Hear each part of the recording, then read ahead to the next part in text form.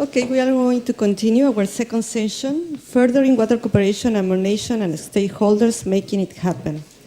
The session will be held in three different parts. The first one, we are going to have an opening, a keynote speaker, and for the second and the third, some panel of cases. The session will be presented in detail by Julia Trombiskaya from the Environmental Affairs Officer. She has already been present, introduced to you, from UNESE. Julia joined the Secretariat of UNESE in 2009, and he's an international lawyer by training. As you have already realized, she made a very nice presentation on the different conventions for Europe. So, Julia, please. Thank you very much, Blanca. I will be very short in introducing this session. It focuses on water cooperation in transboundary basins, and I think we don't really need to go into why is it focusing on this issue. Of course, the 263 international river basins cover almost half of the Earth's land surface. They are home to 40% of the world's population, and needless to say how much transboundary water cooperation means for peace, for security, for poverty eradication, for the well-being of our population, and for sustainability of ecosystems. So the session today will discuss experiences of transboundary cooperation among nations and among different types of stakeholders at the river basin scale. It will address the needs, the benefits, tools for conflict prevention and dispute resolution in transboundary basins. We will start this session with a keynote presentation by Mr. John Brian Collier, the World Bank Operations Officer, African Resources Management Group, who will address his very diverse and rich experience in working on transboundary waters with the World Bank for ages and their ages. And this keynote presentation will be later followed by case studies where we will show the good examples of cooperation which was possible despite the initially difficult political or other way complicated settings. And these case presentations will emphasize the role of the solid legal frameworks for transboundary cooperation. They will emphasize the role of the river basin commissions and other joint institutions for transboundary cooperation and for conflict prevention. And they will also emphasize the importance of efforts to work towards integrated management of water resources at the river basin scale and to move out of the pure water allocation paradigm to address environmental, social, economic dimensions of water and of the cooperation over its use. 2013, as International Year of Water Cooperation, will place the issues of transboundary cooperation at the very front of the global agenda, and this gives us the opportunity to bring the cases we will discuss today to contribute to this International Year of Water Cooperation. And we also hope that following the discussion today, we will be able to contribute to the compilation of lessons learned which will be prepared following this conference. So I give the floor to Mr. Collier to make an overview presentation on the lessons learned in transboundary cooperation in the transboundary basins. Thank you very much. Thank you very much. Thank you all. Thank you to the government of Spain and the sponsors for this conference. I think this is very fitting. I feel for the last speaker because this is a lot of years of work in the bank by a lot of people really put down into sort of an amuse-bouche for 30 minutes of presentation. So hopefully I won't go too fast. If I speak too fast, I have a tendency to do that. Someone tell me to slow down, please. So like I said, I'm J.B. Collier. I've worked in the bank since 1994. I started work on the Danube River program, and I've worked on the Danube, the Nile, the Niger, as well as the Mediterranean, the Caspian, the Red Sea. And this is a lot of experience on transboundary cooperation, both in water, both in rivers and in seas.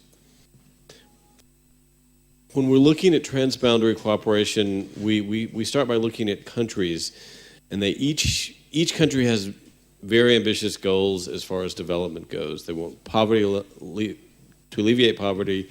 They want sustainable development. Food, energy, water security, climate resilience is becoming a bigger and bigger problem. A couple of examples from countries. Laos has said that they want to be out of the least developed country status by 2020.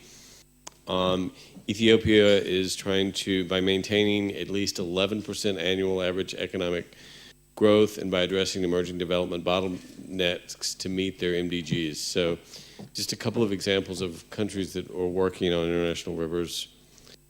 Cooperation can help meet those goals. The economies of scale, access to markets, possibly postponing investments. The U.S.-Canada example that was given a few minutes ago is a very good example of how investments can be used in one country for benefits in another.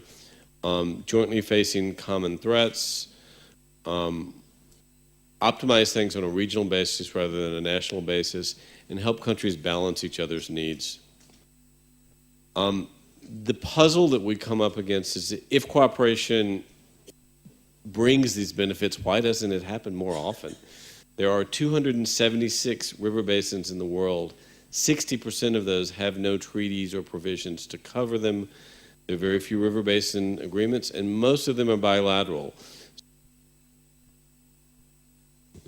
You'll have a treaty, a river basin with, say, 9 countries, and there'll be a bilateral agreement between the 2 most downstream or the 2 most upstream, and the other countries are not involved. So this is an issue that sometimes comes up.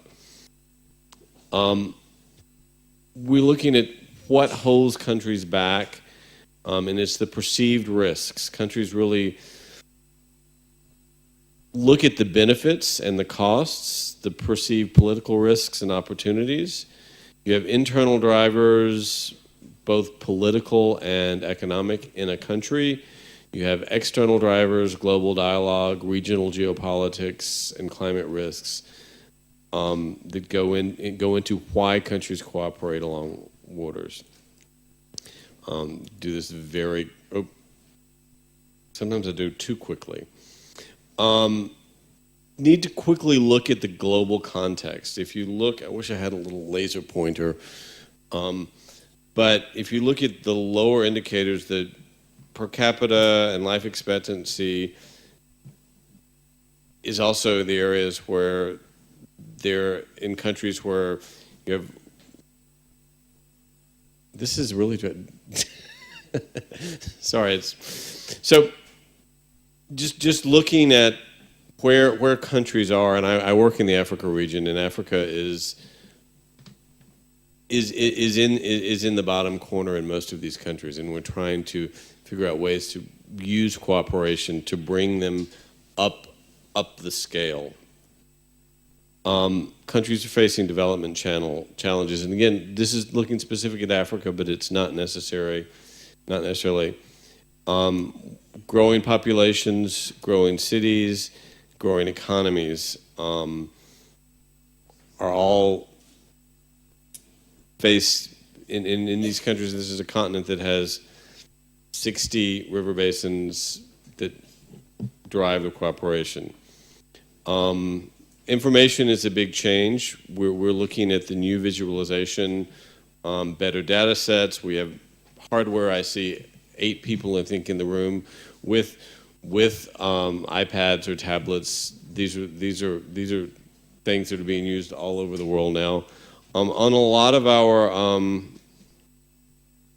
work on hydromet and in the work we do in studying water, we're now using satellites, cell phones, data transmission, bottom-up, top-down data management, and I think all of these things are changing the way that we're looking at how countries can cooperate. in the region. The Nile Basin is an example. The flood management program is looking at gathering data in Ethiopia so that Sudan and Egypt know when the floods are coming, using cell phones and other tools like that. Some quick examples of the work on international waters. The Ganges Strategic Basin Assessment.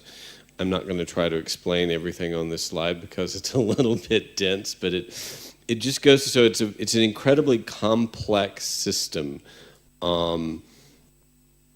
primarily between Bangladesh and India, but also Nepal, and it looks at how the countries cooperate and how you can build a model around that. Afghanistan and the Kabul Basin, we are doing hydropower, we're doing conveyance for irrigation, we're doing groundwater, and water supply for Kabul. So, Nile Basin Initiative, which is the one I know the best. The Eastern Nile is looking at the flood early warning system. It's also looking at ways to foster dialogue around cooperation. The Flood Preparedness and Early Warning Project is really looking at how regional cooperation can help forecasting and also brings the countries together to actually talk about issues around the Nile, which I think in the long term in the development will help. In Central Asia, the Amu Basin is facilitating riparian cooperation and dialogue in the RLC Basin. The primary point, and I think one of the reasons that we were so excited to be here, is that the bank published last year, and I've got copies in the lobby for everyone. Please take one. Ashok Subramanian, Bridget Brown, and Aaron Wolf did a study on why countries cooperate on international waters, and in this year of international cooperation, I think it's a good basis. Basically, it talks about why there were 5 case studies, and then looking at some ways forward. The definitions that we're talking about, cooperation, as far as the publication is concerned, is dialogue for action on shared waters between countries. International waters are rivers shared by countries, may be a border, or it may cross borders. Benefits are economic benefits. Risks are perceived and often not real, but they're perceived by the political powers. Risk reduction is actionable measures to reduce or perceived risks, and opportunities are political opportunities, and quite often are very unpredictable. The framework is looking at an X and a Y axis with political opportunity on the top, political risk on the bottom, economic cost, economic benefit. And see in the top corner there is, if you can move countries in that direction, it moves them towards cooperation. How they get there, however, is not always the same in any case. The case studies that we looked at in this study are the Eastern Nile, looking specifically at the 1998 to 2004 period, the Ganges, the 1996 to 2000 period, in the Niger Basin, 2000 to 2006, Sirdaria, 96 to 2000, and the Zambezi, 2000 to 2004. Now, these are all snapshots in time of when cooperation began to happen. In all of these cases, things have happened, things have gotten better, things have gotten worse, things have gotten better again. So this is just looking at sort of what we would call the tipping points of when countries or groups of countries start the cooperation. I am not, in the interest of time, going to go into the details of all of these studies because many of them are discussed, or similar things are discussed later. I'm happy to talk about it over the course of the over the course of the couple of days. But I think having the people from the basins that are coming up later actually talk about real case studies are better if that's okay with you. I mean, I find it more interesting to hear the real countries than have the bank pontificate about. But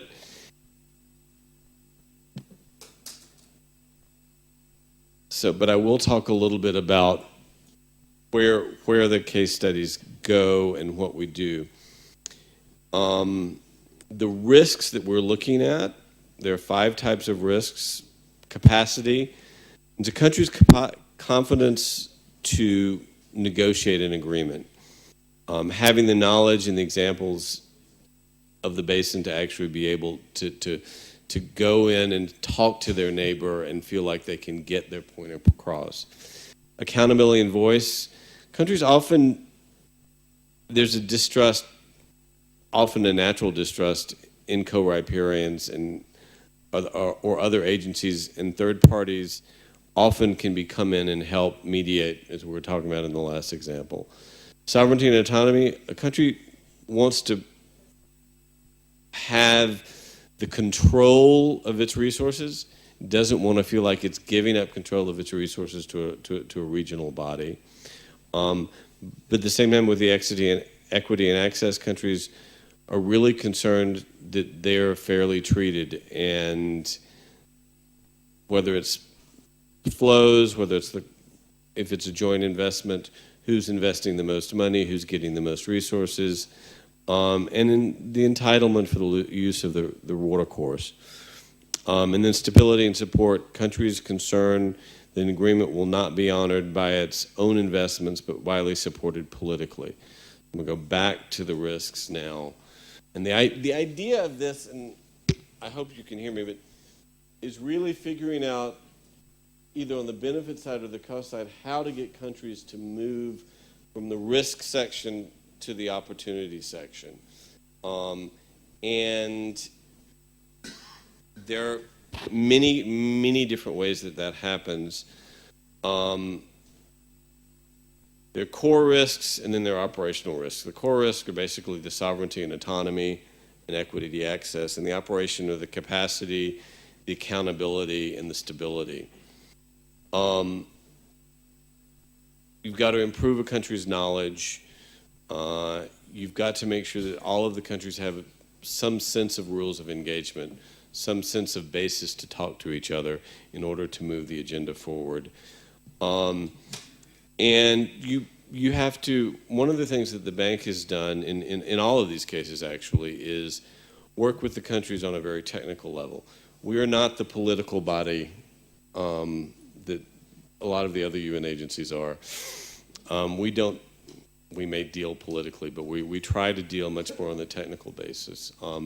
In my work on the Nile Basin, for example, which I think I can speak to the best, is we had a program of 7 regional technical projects, one on environment, one on developing a model for the basin, one on benefit sharing, one on civil society, that brought people from the country, all of the 9 riparians, 10 now, together to develop these forums so that there was a common sense. And I think that's something that works, but it takes investment.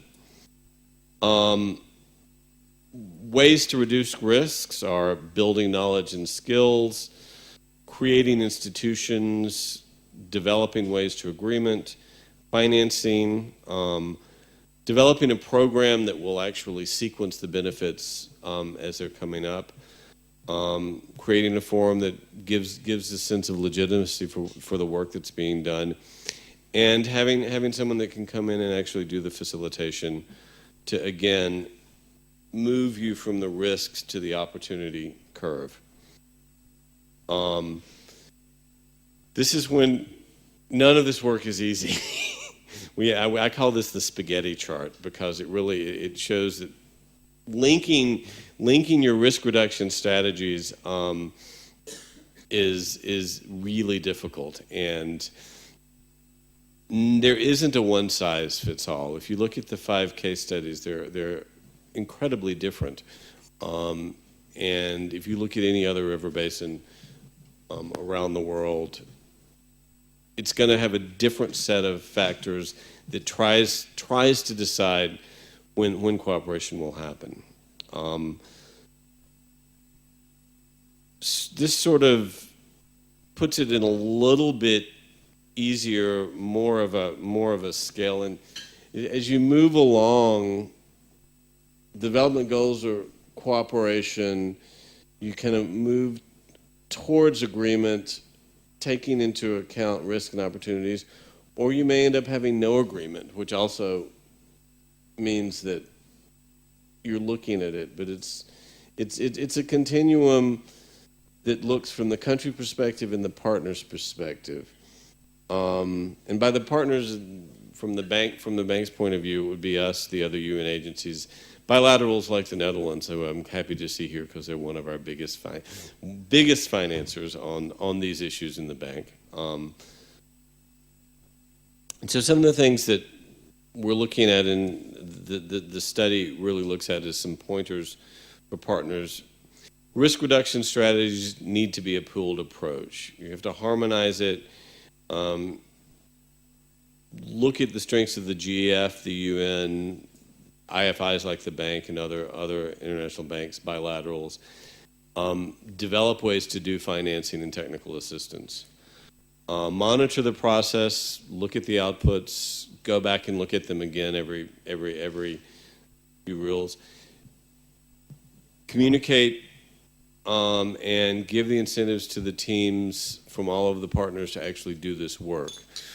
One of the things that we find in the bank is this work is really interesting and it's critical, but it isn't the day-to-day bread and butter of the bank. So, and in other agencies, I think that's the same thing. If it's a bilateral investment, you're looking at power stations or building the dam to do the irrigation or the multi-purpose project. Where our bread and butter is, it's not the upstream technical work that is done. So it's important to look at. It's also important to note that this is really a long haul process. You can build a dam in 5 years if you can get the agreement, but getting agreement on the Niger Basin, for example, treaty was signed in the early 80s. Real cooperation didn't really start happening until the mid-90s, early 2000. Now it's actually doing quite well. So it's important to invest in the long haul. Just some quick reflections on what we're doing. Look very closely at the core operational risks. Look at your risk reduction strategies on a case-by-case basis. Don't let the good be the enemy of the perfect. Is that the right way of saying it? I mean, look for appropriate rather than ideal solutions. You're not gonna solve everything immediately or perfectly every time. There are a lot of different paths to cooperation. So look at several different angles. Maybe what works in one country or one river basin may not work in another. Political opportunity may override some risk. I think that's something that we found in all of the case studies, is that the political actors bring a different perspective, and if there is a case that there is in fact the need for political movement on an issue, the political actors in the country or set of countries may move things forward when you least expect it. Again, political opportunities totally unpredictable, and politics really does go beyond the water. Changes in governments often either improve cooperation immediately or slow it down for a couple of years. So political opportunity opens doors, but it's important to keep the risk reduction in mind. And it's important to keep during these political discussions, again, the technical discussions in the background, as much as you can do to bring the hydrologists and the hydromet people or the economists in the different countries together, or the different water users together, if it's a basin within a country. On a technical level, the more foundation you're going to have for moving the cooperation forward. Different paths. We all want to get up to there, but you can go this way, you can go this way, you can go this way. Looking just in the Eastern Nile case, Egypt and Ethiopia went totally different directions, but they both got, at least at one point, up into that corner. Ethiopia kind of went this way with the economic benefit side. Egypt was much more on the political opportunity side. So it's important to keep this in mind. Deals can be reached, but they're often very fragile. There's a short-term equilibrium, but you've got to do the form and the substance around it. And you have to keep looking at it because, again, once a deal is reached, it has to be maintained. It has to be renegotiated or reconsidered every few years, or it's not going to be worth the paper it's written on. There are big uncertainties in the geopolitics of hydrology. We need to be flexible, particularly implications on water quantity and sharing. And I think the last case brought up the Colorado case study, and I think that's one of the examples where it's a set amount of water as opposed to a percentage, and often there's not the amount that is agreed to isn't in the Colorado in some given years. So I think it's important when looking at these to look at long-term hydrology in a basin as opposed to immediate needs when discussing and developing these. Last words. Deals are temporary. Periodic assessment is needed. Systematic analysis and applications is vital. Solutions for situations to train for the long haul is very important. And really seizing the moment for political opportunity on what is doable rather than necessarily what is desirable. Because if you do the doable this year, you may get to the desirable next year, but if you focus on only doing the desirable, you may never get there. Some quick lessons from the bank. Information, you need to capitalize on new information and products, particularly global satellite. So much of what, in all of these cases, 20 years ago was considered proprietary information of a country's and national security issues is now available on the web, for anybody to look at because of the change in communication. So it's important to make sure that information is out there. Move countries from limited data sharing to improving access to tools and knowledge. Strengthen institutions. Strengthen links with academia, knowledge institutions, improve shared vision planning and financing, look at the importance of the upstream work, investments, improve frameworks to identify investments with development impacts, facilitate quality preparation, appraisal, and implementation of these investments. I think that's, in the long run, it is the investment that is the most important thing in all of these basins. It's figuring out, I'm glad that the Senegal is here because it's one of the very good examples in the world where countries are actually own assets, and it's something to be modeled. And again, engage in the long term. Thank you all. Happy to talk, ask questions, talk about this during the breaks, but I look forward to a very fruitful discussion. Thank you very much, Mr. Collier.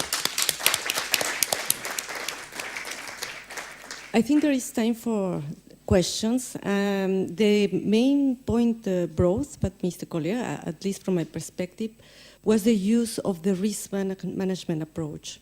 This risk management approach is being used for a lot of things, not only for cooperations, but to set rules, to in many of the fields on water. I work on water reuse or in drinking water, and we depart from this also, this idea of assessing initially the risk. But in this field, there is a big difference. When you're assessing a risk in health terms, we have numbers.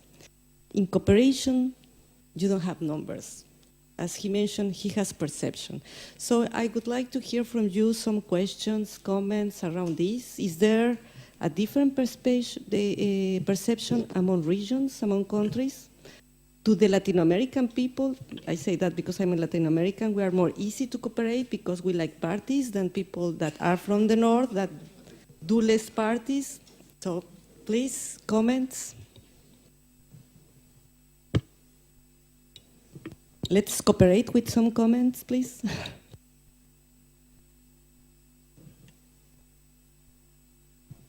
Maybe Julia want to start?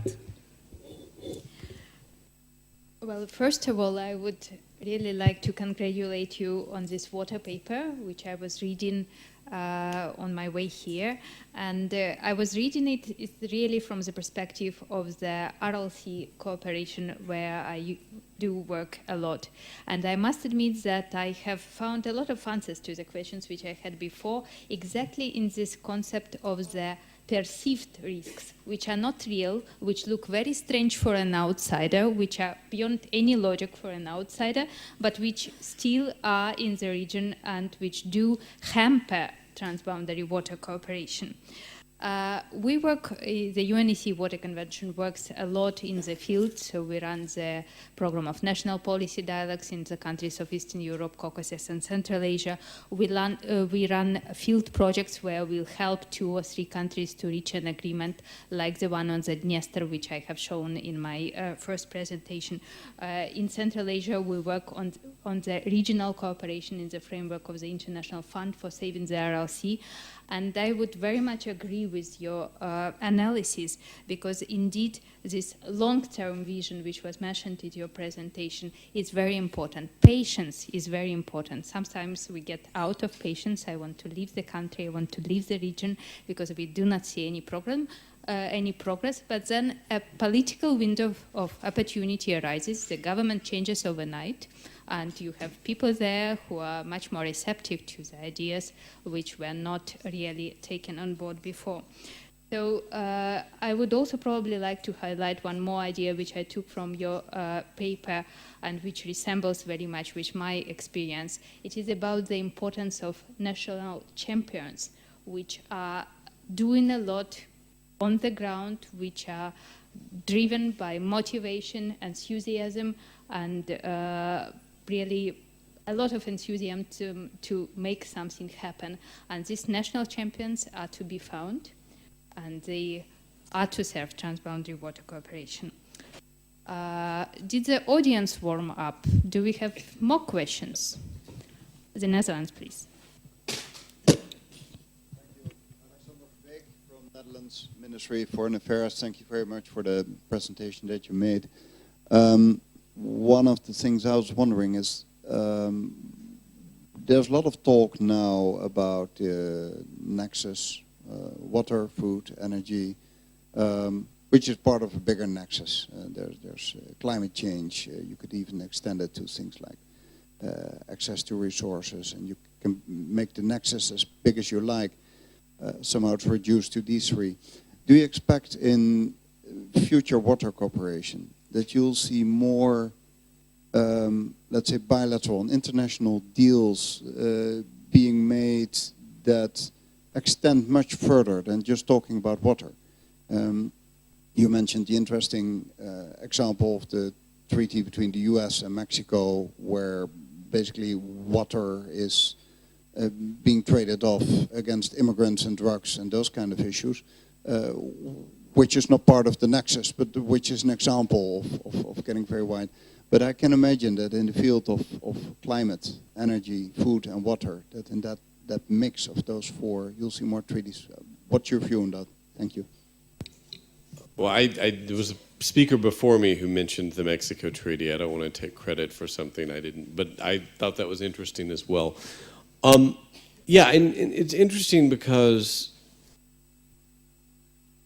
the Nexus is getting a lot of play, but we've been doing the Nexus, but not calling it that for the last 10 years at least, in most of these international river bodies. But I think it is critical to look at the investment side of these things in this, so that countries can figure out where it's better to grow the rice and where it's better to grow the high value crops in a basin. And it may not be where they're being grown now. Where is it better to put the power stations? It's interesting to look at the hydrology, particularly in Africa, where there's so much huge hydropower potential, but it's only in a few. It's in a few water tower countries, but the power needs are vast all over the continent. So it's really looking at ways to do this, and some of the deals are even smaller. I mean, there's a project in the Nile Basin, the Rusumo Falls project, between Tanzania and Rwanda, that will provide power for Tanzania, Rwanda, and Burundi. It's a 200 megawatts. It's a very small in terms of, but it will more than double the installed capacity in both Rwanda and Burundi. So it's incredibly important. It's run of river. There'll be some small multi-purpose benefits, but it fits right into that nexus. It's finding these deals and moving them forward, and developing the cooperation, and I think it's important. I think one of the things you said is when you look at these cases that we brought forward, and I don't want to talk about any specifics because I don't want to pick on any one particular basin, but in all of them, by taking the long-term approach, when you have a crisis, you can realize that, okay, we've been working on this for 15 years. We've taken 15 steps forward. Yes, there's a crisis. We may have gone 3 or 4 steps back, but none of them have gone back to the 15. Whereas if you read the press in the countries about these debates, it's like, oh my God, country X is, well, I said the bank in the UN or the country, whatever. But this. So it's important to look at that long-term perspective, and it's important in communicating with the governments to keep that long-term perspective, particularly with the lawyers who drive this process in a good way for all of us.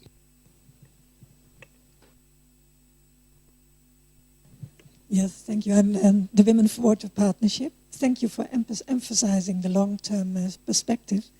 And in that respect, I sense a sort of contradiction in terminis in what you are saying, because you emphasize the political and the economic gains and risks. Political goals are very often not so long-term.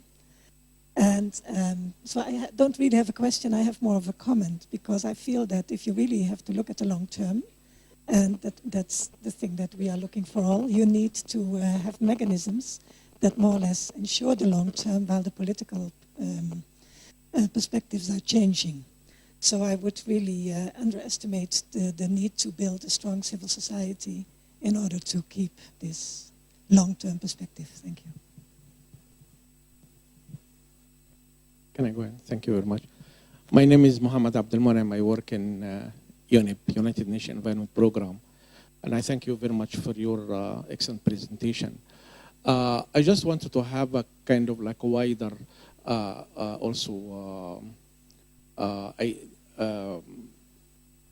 collaboration meaning that if we're talking about cooperation, also we need to see how national programs really look at it inside the country.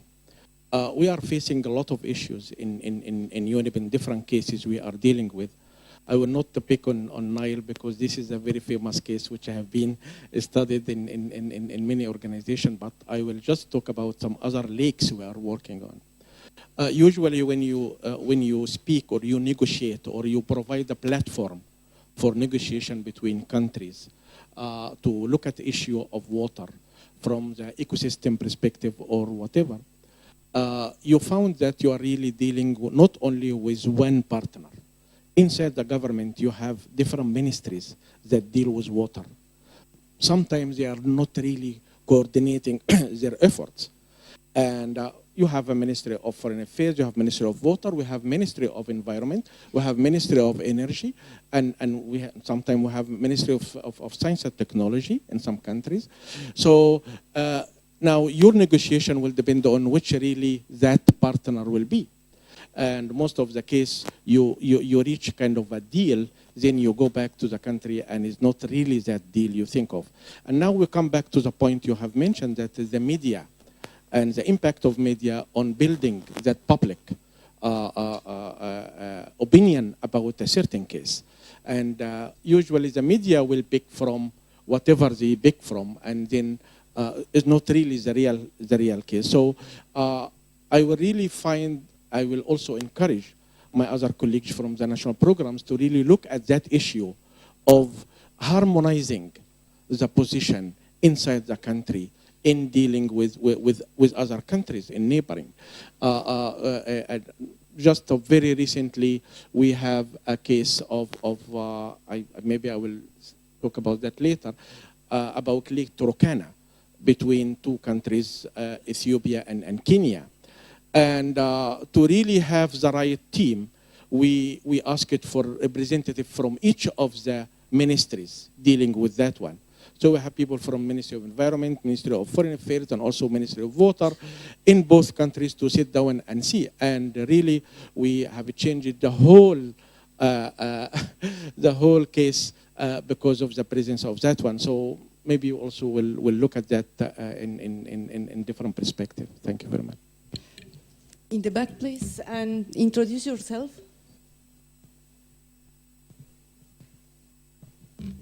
Thank you. My name is Rudolf Kleveringa of IFAD, International Fund for Agricultural Development. JB, colleagues in the international investment world who are also striving to get countries to cooperation, more than obvious. A large player in this whole context of shifting on any of the two axes is the private sector represented by foreign direct investments. Now, foreign direct investments in Africa are sometimes labeled as land grabbing. Very often, however, the land grabbing is not the driver. We know that with these foreign direct investments, also an enormous water footprint is involved. Now, how does that, say, larger investment society square with your two-dimensional model? Isn't there another dimension hidden that you haven't not yet, discussed or have not demonstrated to us here to be as similarly important in these negotiations, either within country, as we mentioned earlier in Ethiopia, or between countries within a given basin? That's a very good question. I think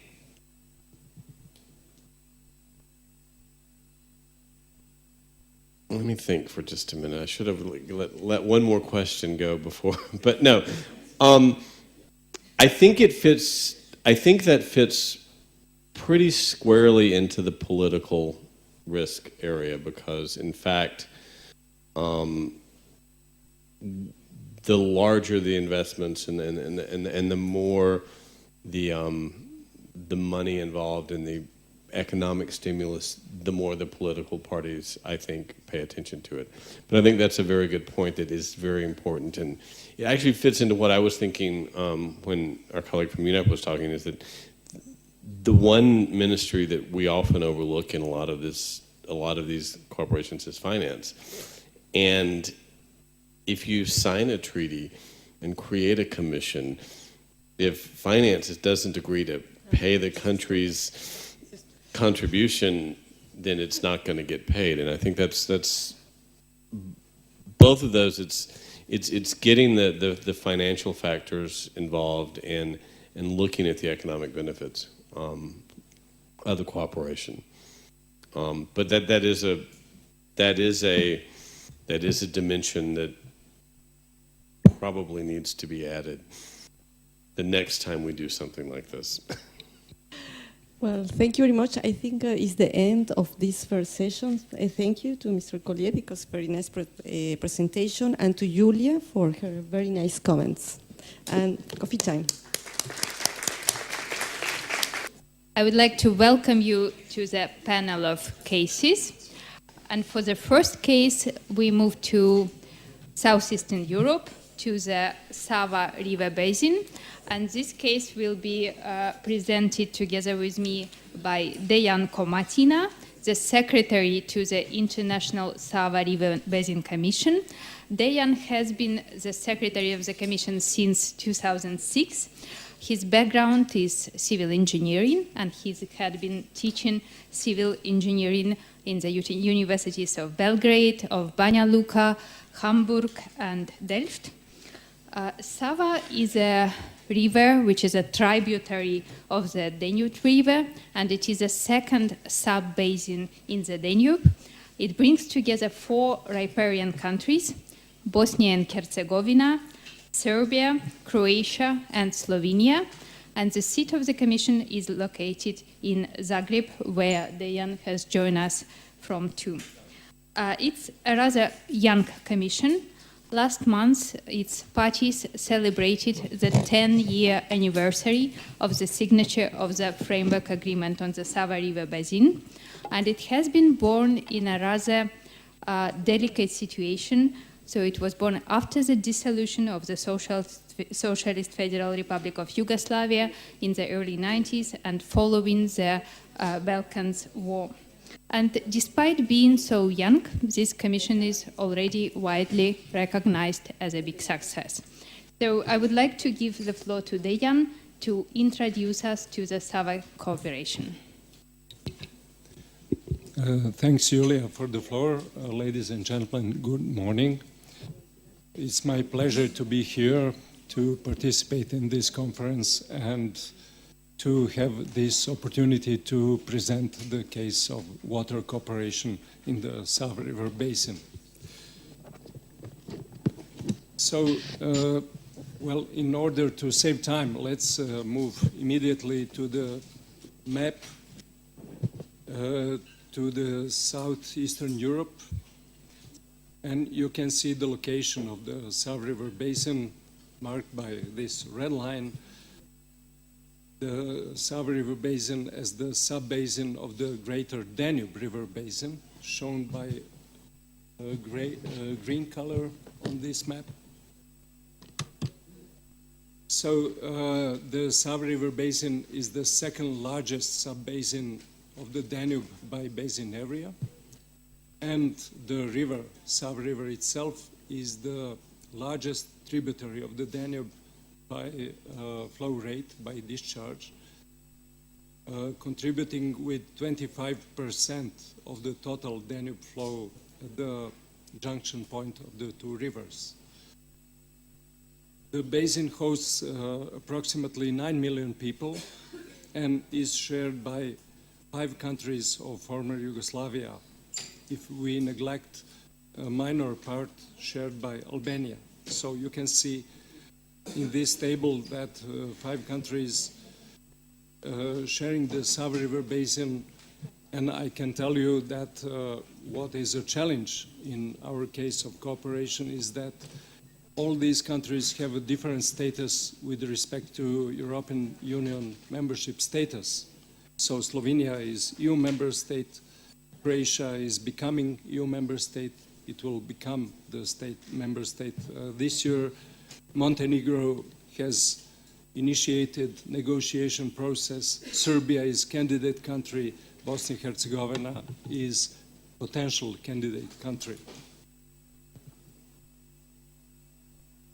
The framework for cooperation of the countries within the Sava River Basin was created as a response to two main challenges. One of these being associated with the need for economic development of the countries in the basin, especially after the war in the 1990s, and on the other hand, need and obligation, according to regulation of the countries, for environmental protection of the basin, so that a well-balanced approach is necessary to use the potential and preserve the existing environmental values at the same time. The second challenge is associated with consequences of geopolitical changes in the region in 1990s, or decay of former Yugoslavia. There are basically two main consequences. The Sava, which used to be the largest national river of the former country, became an international river. And also water management, which was practiced on the basin level in the former country, got restricted to national level, to national pieces of the newly created countries in the new situation. So the new international framework was required for water management on the basin level. This is how the framework for cooperation was established. Maybe we can discuss later details of this. What is important to note is that the framework agreement on the Sava River Basin as the legal framework for cooperation of the countries is the first multilateral agreement concluded in the region after the war, after the agreements on peace and succession. So there is high political importance of this agreement. The strategic objective of this agreement is to establish and maintain transboundary cooperation in order to provide conditions for sustainable development of the region within the basin, and based on the particular objectives addressed by the agreement. As you can see on this slide, the Sava Commission is provided with the broadest scope of work among European international basin organizations or river and lake commissions.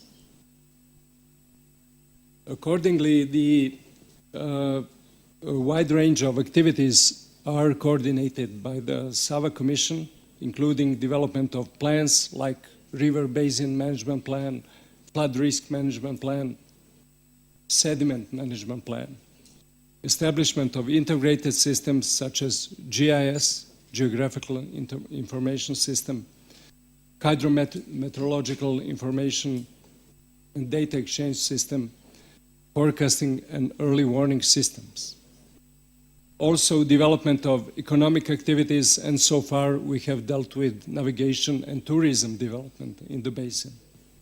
Harmonization of national regulation with the EU regulation, and also creation of additional protocols to the basic agreement in order to regulate specific issues addressed by this agreement.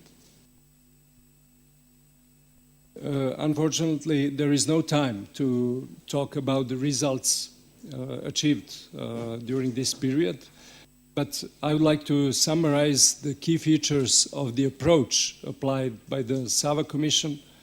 So the approach is cohesive, as it provides conditions for cooperation of the countries after the war conflict, also for implementation of joint basin-wide projects, and even enhancement of cross-sectoral cooperation on national level, so improved cooperation between the ministries on national level. It is also integrated, not only in terms of geographical scope and scope of work, but also in terms of scope of sectors of society involved in this process: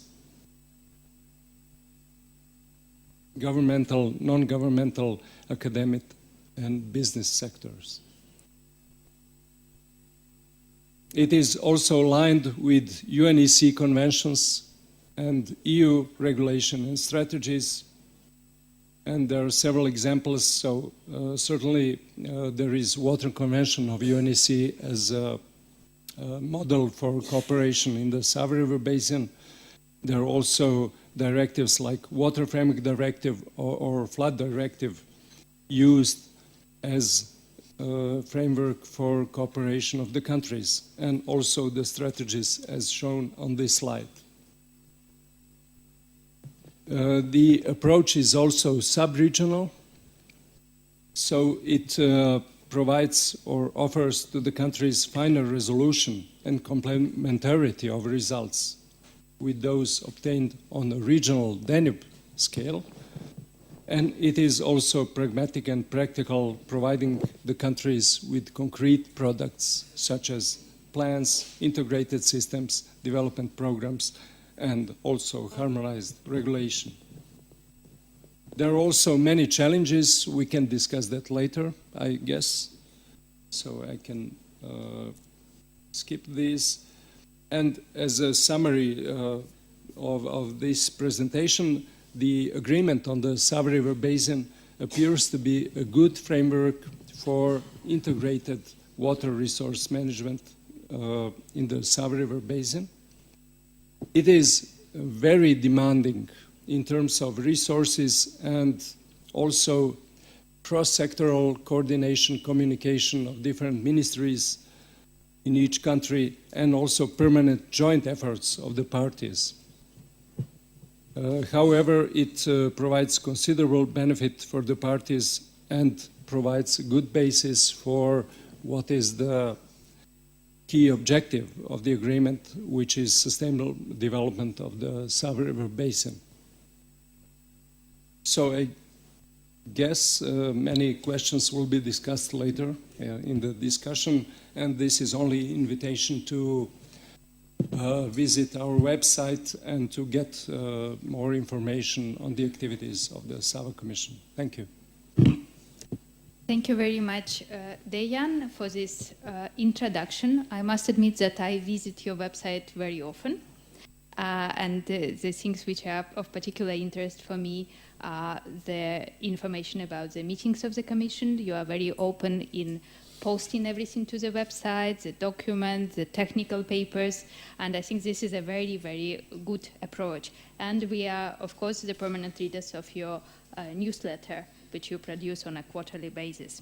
But I would like to come back to the question which I placed in a hidden way in my initial introduction. Sava cooperation started just after the Balkans War, when the countries obviously had very uneasy relations with each other. So what were the factors which helped the Sava nations to arrive to this cooperation and to build this cooperation? I would say there were several internal factors, starting with the real need for and awareness of the countries for the need for cooperation. So not only in terms of economic development, but also for environmental protection in the river basin. That is first. Second is certainly commitment to respecting the EU standards, EU directives like Water Framework Directive, aiming to balance the need for economic development and environmental protection.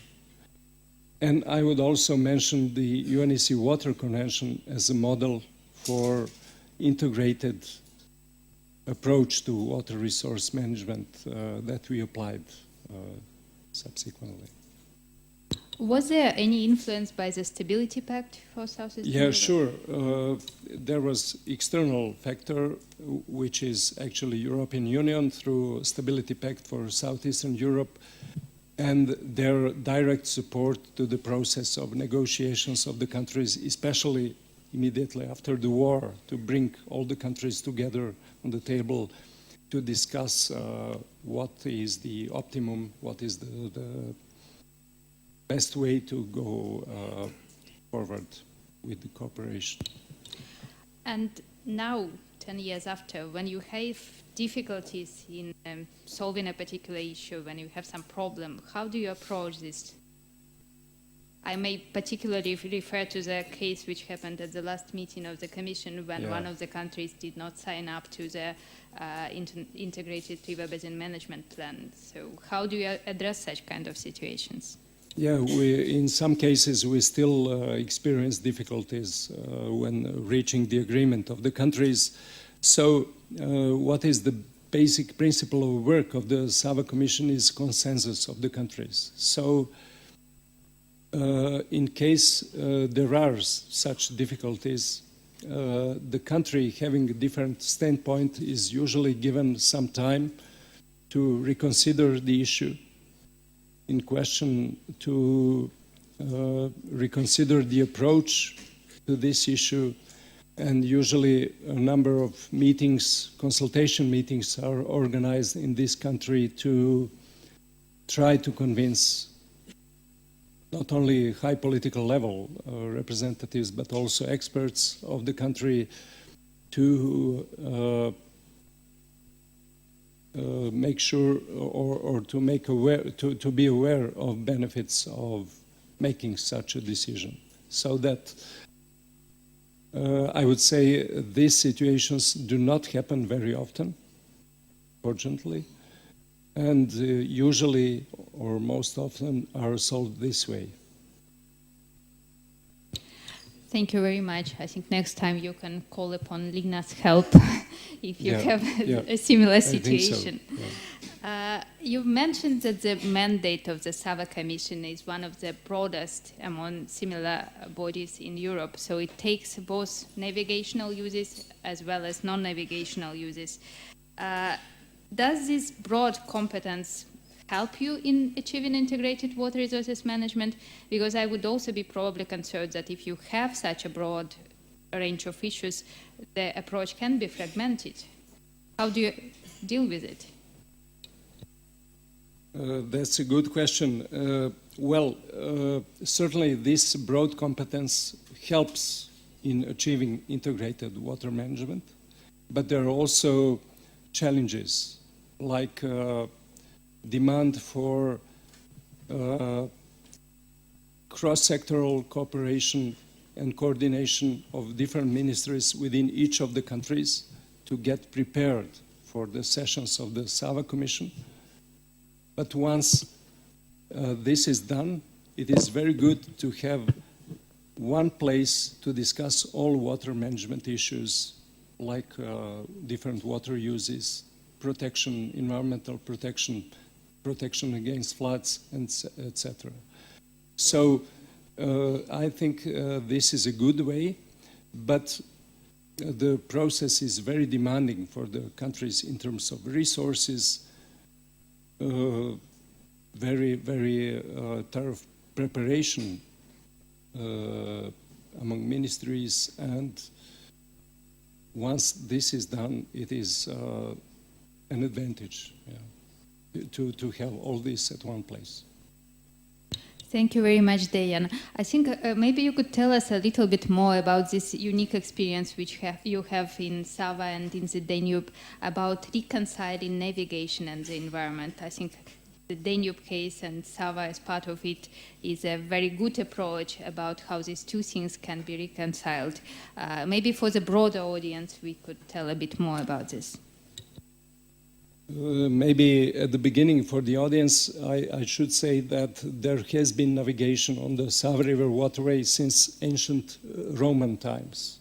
So there has been navigation and also progress in transport rate until the beginning of the war in 1990s. So after the war, there was lack of maintenance of the waterway, and the waterway simply got insufficient or having insufficient dimensions to accommodate the needs of the countries. So it is the task of the Sava Commission to rehabilitate navigation on the Sava River waterway. How we deal with this is that we try to ensure that environment is not sacrificed that much, but the navigation development is sacrificed to some extent. and I will give 2 examples. Actually, according to decisions of the Sava Commission, at the 60% of the waterway length of the waterway, the waterway will be developed to a lower class than it would have been economically feasible, just in order to reduce environmental harm. And also the Sava Commission adopted the principle of not cutting off the present course of the Sava River, so not not straightening the river course, which means, again, from the viewpoint of navigation, that only one-way navigation will be allowed in these sharp river bends, which is a price paid, again, to reduce environmental harm. So that is basically the way how we deal with this, how we want to rehabilitate navigation, but at the same time intending to reduce the environmental harm. Thank you very much for this. And I will ask my last question before I will turn to the audience. How does the cooperation in the Danube River Basin influence the cooperation in the Sava SEP Basin? And how does this EU accession process in which the Sava countries are involved influence your cooperation in the Sava River Basin? Well, as for the Danube cooperation, I would like to say that there are 2 Danube commissions, one dealing with the protection of the Danube River, and another one dealing with navigation on the Danube River. And we have very good relationships with both of the commissions. We have formalized our relationships by signing MOUs on cooperation and coordination of the activities of the commissions, so that we try this way to first bring all the activities on the Sava Basin level in line with the Danube commissions, with the activities on the Danube level, and also we try to avoid duplication of efforts of the countries involved in both Sava and the Danube commissions. So that is basically the principle of our work. As for European Commission, I would say that, well, the main influence is associated with the commitment of the Sava countries to respecting the EU standards for economic development and environmental protection. So to respecting the directives such as Water Framework Directive, Flood Directive, and the other directives. And also, I would like to say that the European Commission has supported from the very beginning this process by providing direct financial support for implementation of different projects implemented by the Sava Commission and by the Sava countries. So there is certainly a benefit of the accession process of the Sava countries to the European Union. Thank you very much, Dejan. Would there be questions from the audience? Yes, please. Just along those same lines, how, particularly in these times of economic hardship in governments and cutting back, you have the Danube Commission, you have the Sava Commission, you have 2 Danube Commissions actually, but so each of the countries are contributing to 3 commissions that are dealing with the same issues. How do you manage the financing of that, and how do you develop? Because I'm facing the same thing in a lot of countries we work in Africa that don't have the same resources, and it's like, well, why do we need this sub-river commission when we have this other organization? Well, how is that negotiated? So the Sava countries are paying annual contribution to the budget of the Sava Commission and also to the 2 Danube Commissions. So the basic intention is to avoid really duplication of efforts, so that the Sava Commission brings complementary input to this which is brought by the two Danube Commissions. And that is, at least we try our best to ensure that the synergy is made by the Sava Commission and the two Danube Commissions in this regard.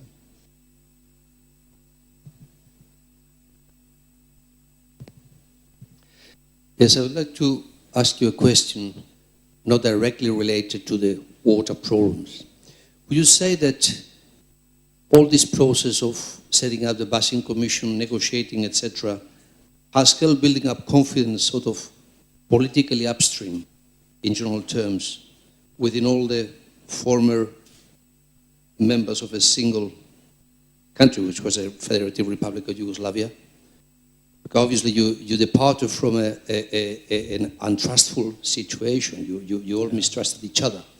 My curiosity is if this has helped building up confidence and is helping to do other projects beyond water cooperation, because you start to trust each other and to see that you can negotiate and you can still cooperate even if you are not members of the same political entity anymore.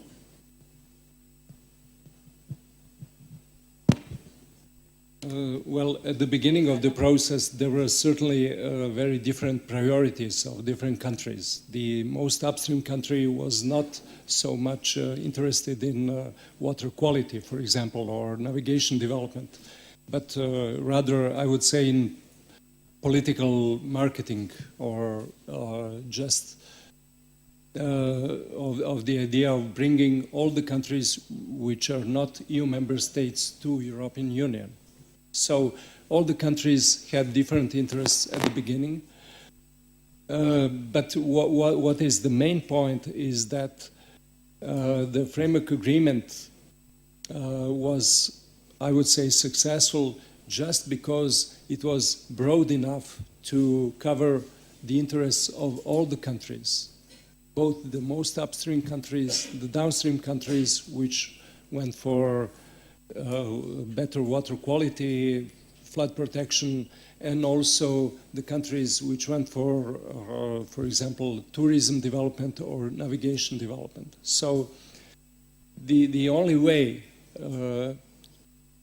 in my opinion, for success was to make the agreement broad enough to cover all these issues or to cover the whole water resources management. So, thank you very much. We can take one last question from the audience. Please, sir. Thank you very much. I think this is a very interesting example you are giving, because usually we look at water as a cause of conflict. Now the water is a cause of building peace, even between conflicting countries in a way. So you have one or two slides that have challenges. You have skipped them. If you just give us an opportunity to look at them and in brief. Thank you very much.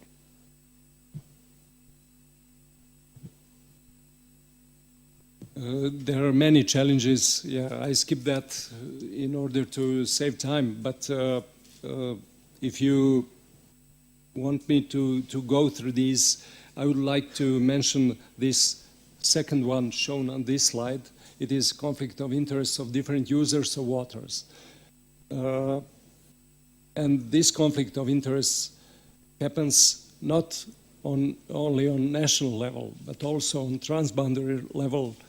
And it is also likely to increase in future due to climate change. So that this is certainly one of the challenges that we will be experiencing in future. And there are also many other challenges. I would like to point out these due to broad scope of the framework agreement on the Sava River Basin. So on one hand, the framework agreement is good as a broad framework for cooperation of the countries. But on the other hand, it is really very demanding for the countries. Sometimes the countries get tired simply of working on the implementation of this agreement. As you can see, many focal points and many cross-sectoral coordination, communication, and preparation for the sessions of the SAVA Commission are needed due to this broad scope of work. Usually, there is a lack of human and financial resources in the parties to follow up the activities coordinated by the SAVA Commission and to follow up the activities in the implementation of the agreement. And also, this broad scope of work or broad scope of the agreement on the Sava River Basin makes awareness raising very complicated. If this was only environmental protection, that would have been much easier to attract part of stakeholders in all the countries to present all the benefits. In this case, you have to attract, you have to convince many, many stakeholders that you are on the right track, that you try to find this right balance between economic development and environmental protection and all the other kinds of water management. So these are really challenges for future cooperation. And I would say once we solve the problem of good communication between the ministries in the governments of the countries, we are halfway to success in this regard. One more question to which I can't say no. Yes, Josefina. No, just a very small comment. I don't want to take the time from the next one. Dijan, I think you have talked about this possibility of having cooperation fatigue, you know, and the need to keep it going, etc. No, that seems to be very important in all the cooperation efforts. I want to ask you a very specific question. I mean, in your particular case in the SAVA Commission, what is your particular role as secretary of this type of, you know, river basin commissions? Because you are a person who is really technical, supporting the process, and being part of maintaining that momentum through time. And I think the quality of the person, very important. Okay, so maybe you can tell me a little bit about your role within the Commission. That's a very difficult question, actually. Yeah. So, I mean, the Secretariat of the SAVA Commission as the executive body of the Commission tries its best to pull up the countries in the direction of being even more advanced than it would have been individually. You know. So, well, it is simply our business to make the countries understand well the benefits and be more progressive in implementing this process as a whole. Thank you very much, Dejan, for the presentation of this very interesting case. I think we have heard a lot about the role of international legal instruments in helping countries to start up cooperation, about the role of economic interests of the countries, crucial for actually pushing them to do so, along with the preservation of the resources.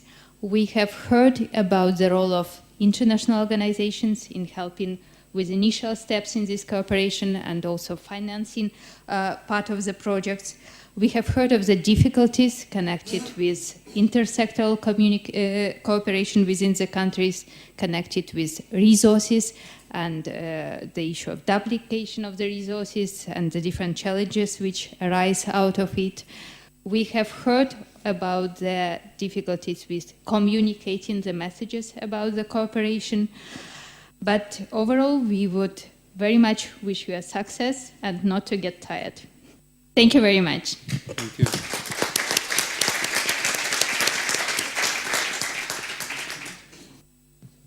I would like us to pass to the next case, and I invite Ambassador at Large for International Environmental Affairs of Spain, Mr. Damaso Di Lario, to take the floor together with the presenters for this case.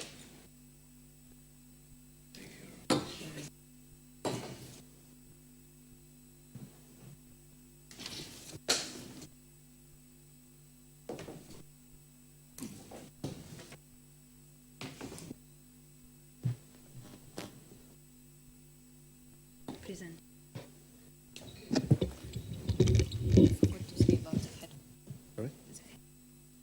I don't need. Oh. Yes, I'm just going to make a short presentation in English, and then we will switch into Spanish. So you will need headphones because the conversation will go in Spanish. I'm happy to be party to the presentation of the Albufera Convention, which regulates the water cooperation, river water cooperation between Portugal and Spain, and it has been what I would describe a success story, because we had problems, we had conflicts, of course not war, as it was mentioned this morning. They were solved successfully, and the cooperation is working very well. Now, we're lucky to have with us the two major negotiators of this convention, which is Mr. Pedro Cunha Serra, former Director General of Water of Portugal, amongst other positions he held relating water, and also Carlos Escartin, who was formerly Director General for Water issues in Spain, and they, as I said, they were the major sort of dealers and wheelers of this convention. The Albufera Convention was signed in 1998, but nevertheless there were previously other water treaties between Portugal and Spain, one from the 19th century, 1864, and three more from the 20th century, 1927, 1964, and 1968. So, let's switch into Spanish. Señor Serra, ¿por qué era necesario un nuevo tratado entre... Necessary a new treaty between Spain and Portugal, having already had some instruments, some legal instruments from the end of the 19th century? Okay, first of all, I have to apologize to all of you because I'm going to try to speak in Spanish. Some years ago, when we discussed about these issues, about these topics, it was very familiar for me to talk in Spanish with Carlos Escartin, but at this moment it's not like this. I'm not used to speaking Spanish anymore. The oldest conversations have been very restricted in its field, its scope, and its ambitions. The first one was a convention about fisheries and navigation, and no more than that, not much more than that. The one of the 19th century. The most recent have dealt with the production of hydropower and in the boundaries of the rivers that we share. We have got 5 shared basins, and these border parts are really very interesting for the hydropower centrals. In order to build a dam, really we had to reach the agreement of both parts, and they were very limited in the scope. There were no prescriptions about environmental protection and not for other usages either. The Convention of the 68 was just foreseeing the possibility of contributing with water for irrigation both in Spain and in Portugal in the shared basins or catchments. This was the main reason, really.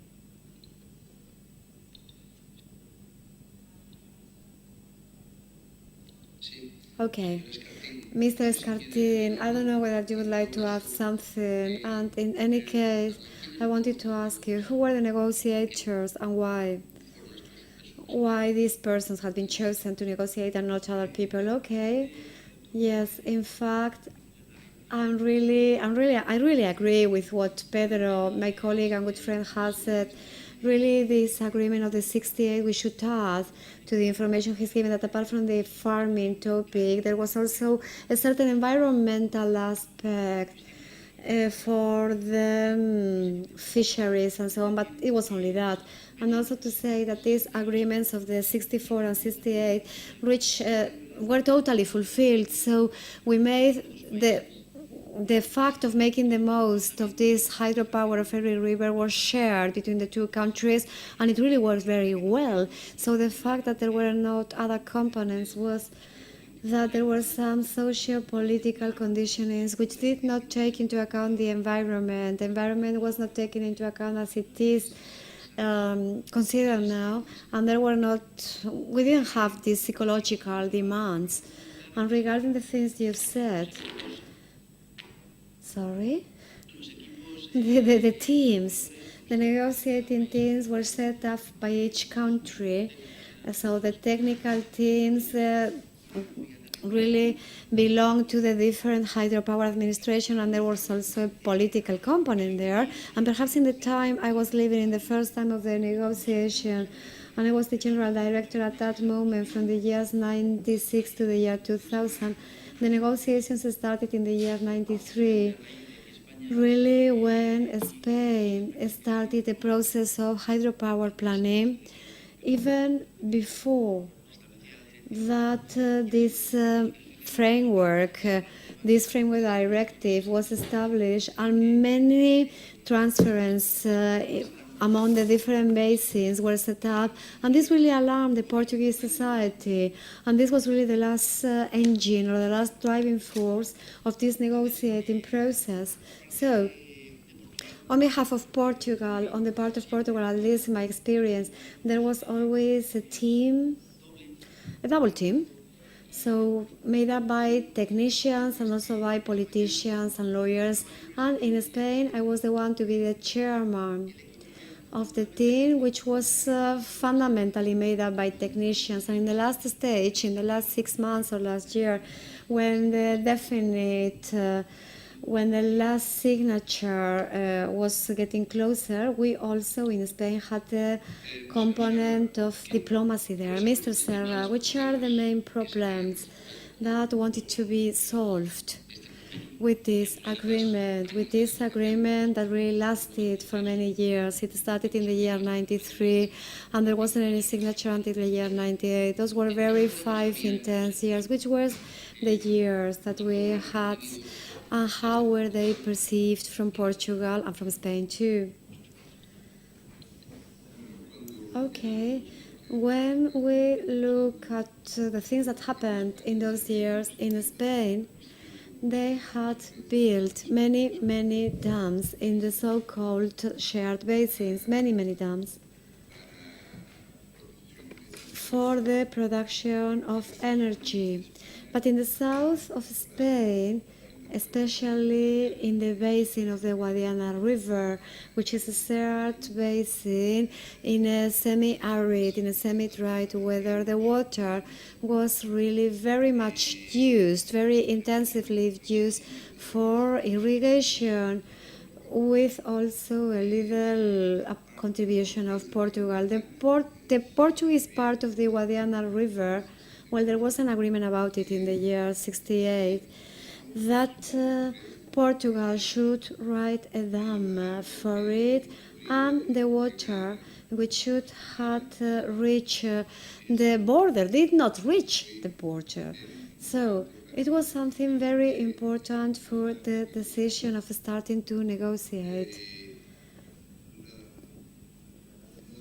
We wanted to have to share the water, not only regarding the topics of environmental protection, although that system was already very important at that moment, but in order to achieve that, we had the framework of the European Union directives. But for this share of water, we didn't have any metrics. any decision taken. And that's why this share of water was something very important. We could reach an agreement in the year 98 in order to reach, to have a minimal flow per year, an annual one with some references, some points of reference at the border, and also in the estuaries. So we see that the management was shared by Spain and Portugal in order to guarantee these minimal flows, which were not classified as ecological flows. So this means the flows that have really to reach Portugal came from Spain, and we can use them. We could use them if the flows in the estuaries are guaranteed. So this was something very important in Spain, and Spain accepted to guarantee these flows in the Guadiana, although they had to use part of the capacity of regularization of flows which existed in the basin of the Guadiana at that moment. This was the most difficult part of the agreement. It's called this Agreement of Albufera because it was signed in a summit in Albufera. But it was something very dramatical because until the very last moment, with the presence in the room of the photograph of everyone, it had not been decided whether Spain was going to sign it or not. So at that moment, Aznar president told the Portuguese delegation to leave, and he decided to sign it together with his minister. It was a very important moment for the bilateral relationships. In the year 2008, these flows regimes was changed, and we see that there are some decisions regarding the quarterly and even weekly flows in every shared basin. I would like really to add more details to what my friend Pedro has said. Really, this moment of crisis took place, which was quite serious and which was really endangering the negotiations. But I'm going to give the point of view of Spain so that you can see why in Spain we saw things in a different way. Spain, as Pedro has really well said, has invested very much in the regulation of its rivers, because we have got a region which is semi-arid. We do not have flows. We have torrents. Apart from the north of Spain, the rest of the rivers, it doesn't matter how big their bases are, the differences in the flow between summer and winter are really huge. And with very important peaks, which are also very different too. So, the natural regulation in Spain is of a 9%, so we can only make the most of 9% of our water if we didn't have this regulation. But being the fourth country in the world with in the number of biggest dams behind China and India, we are the fourth country in the world with the biggest dams. We can regulate 40% of our waters. And this was really harming Portugal, because the water which is falling in Spain, we try to consume it in Spain. It's only 40%, but it's a very big benefit in Spain, because in the case of the avenues, the lamination on avenues, which is given by Spain, is a benefit for Portugal. It is a kind of warranty. So for the different Spanish ministers, what did it happen?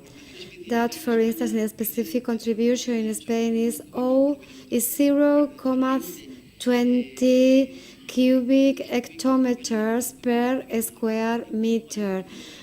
square kilometer, sorry. And in Portugal is 0.38, so almost twice.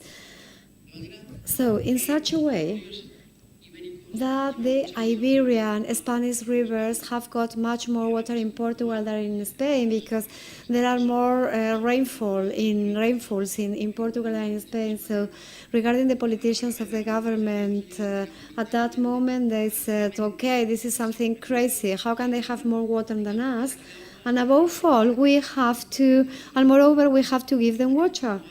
So we understood in the negotiating team which were the reasons. Of course, Portugal had got the right to build their Alqueva Dam and regulate their waters, but this was the reason why there existed this internal fight of the Spanish government, which was solved for the benefit of everyone. Okay, one of the lessons, one of the basic lessons of the success of this treaty is that it was negotiated with many problems, with the background, with the basis of a good cooperation spirit between Spain and Portugal. Despite these historical anecdotes, it is true that both Spain and Portugal are really doomed to understand each other. We are neighbors. We share the same mainland, and historically it has been this way. Probably if there had been some mistrust between both countries, this agreement would have never been signed. But this was a very important basis. So this this mutual trust that we had at the very basis of the negotiation. I wanted to ask you, and I would like to beg you both, regarding the experience we have acquired in these years, because from the 1998 until now, well, 15 years have almost gone by of functioning. If we could go back in time, what would you change? What could you do in a different way in this agreement with the experience we've got now? So would you do something different, or would you maintain it in the way it is, looking at how it looks now? Okay. 2 years after signing the agreement, I didn't work in this general direction anymore, and then my life has gone through another path, so I haven't really monitored the life of this agreement. I know it has evolved, and I know that there were technical commissions, and we were going forward in this point, in this milestone, which was really this regime of flows. This was what Portugal wanted to. And some annual flows were set up at the very beginning, and then we had an evolution to quarterly flows and even weekly in certain sessions. So I don't know what should we have changed. The negotiation was really the product of this moment, and it was also a pioneer, I would say, because in these very same years, this water framework directive was being negotiated, so the technical teams in Portugal and Spain were the same as the ones that had to go to Brussels to discuss this water framework. So knowing what it was going to bring, what we did was to integrate a part of this doctrine for this body, in a part of the body of this agreement. And looking back at these dangerous substances included in this framework directive, we see that they were known at that moment. So what I want to say with this is that it would have been very difficult to have improved this, because we even tried to go forward of the things that were going to come. So the experience, well, I haven't lived the evolution. I know Pedro has to talk much more than I, because he has been there until the year 2008 at least, and in every management body. So, okay, I wouldn't change so much, because really this convention, this agreement is a very modern one, and I would say that what we need is a secretary. We do not have a technical secretary. We have already discussed this possibility, but we do not have it yet. If this convention meets at least once every year, but for instance, we should exchange documents, we have to establish informal meetings, there are some working groups. And until now, it has been more than enough. But I think that the existence of a technical secretary would have been useful. This was discussed, but this was never made something specific. Okay, there is a moment, the moment where we were discussing this agreement was a very intense moment. We held meetings every week, more or less, and we have to say that the agreement that has been published was not what we had signed, because there were some small differences between the Spanish and the Portuguese text. And next week, I had to leave to Madrid in order to discuss with Carlos Escartín these small issues that had to be finished. Both parts, after this moment, in the 19th, there was a very intense drought, a very intense dry period. When it rains, in the 1980 it rained, we can sign agreements. When we do not sign, when it doesn't rain, we do not sign. This is the tradition between Spain and Portugal, and droughts are really very frequent, both in Spain and Portugal, and they can last even 4 years or even longer. When it rains, the parts work in the management of their water, and there's no problem. And at those moments, nothing is discussed. When it doesn't rain, we have to discuss what to do. At that moment, we have to talk about creating a technical commission, but it was never really finished. And the governments changed, there were new ministers, and when a new minister comes, you have to explain everything again. This is not very simple because they are politicians, they are not technicians, or they are not lawyers, or they are not diplomats. So it took us 6 months to explain everything again in order to start again. In certain moments, there are changes in one country or in the other, and until now, things have not been totally completed. Okay. I wanted simply to clarify the participants that the agreement has got a conference made up by the members and made up also by the ministers of this sector of both countries, which are met whenever it is needed, not on a regular basis.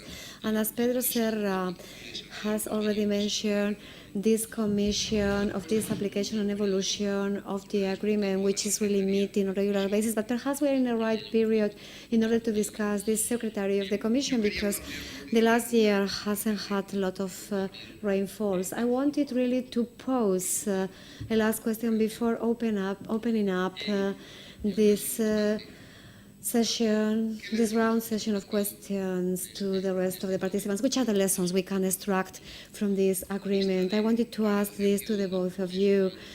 Looking at the process, the difficulties, everything, which are the lessons we have to learn or we have learned that we could have as a guideline, as a guiding light for other problems, for other issues regarding water, regarding the hydric thematic? Carlos.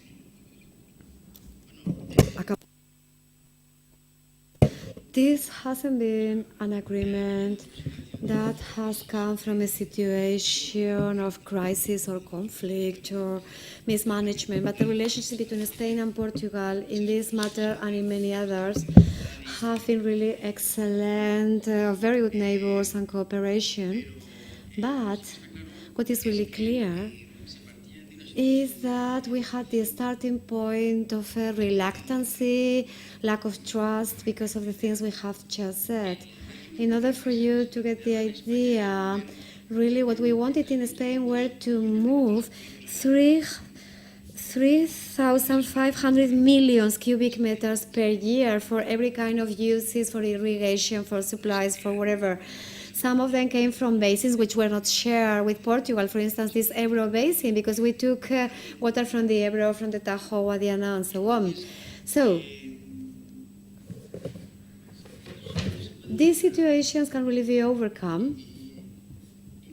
And even in the case of Spain, which had a very predominant position, as I have said before,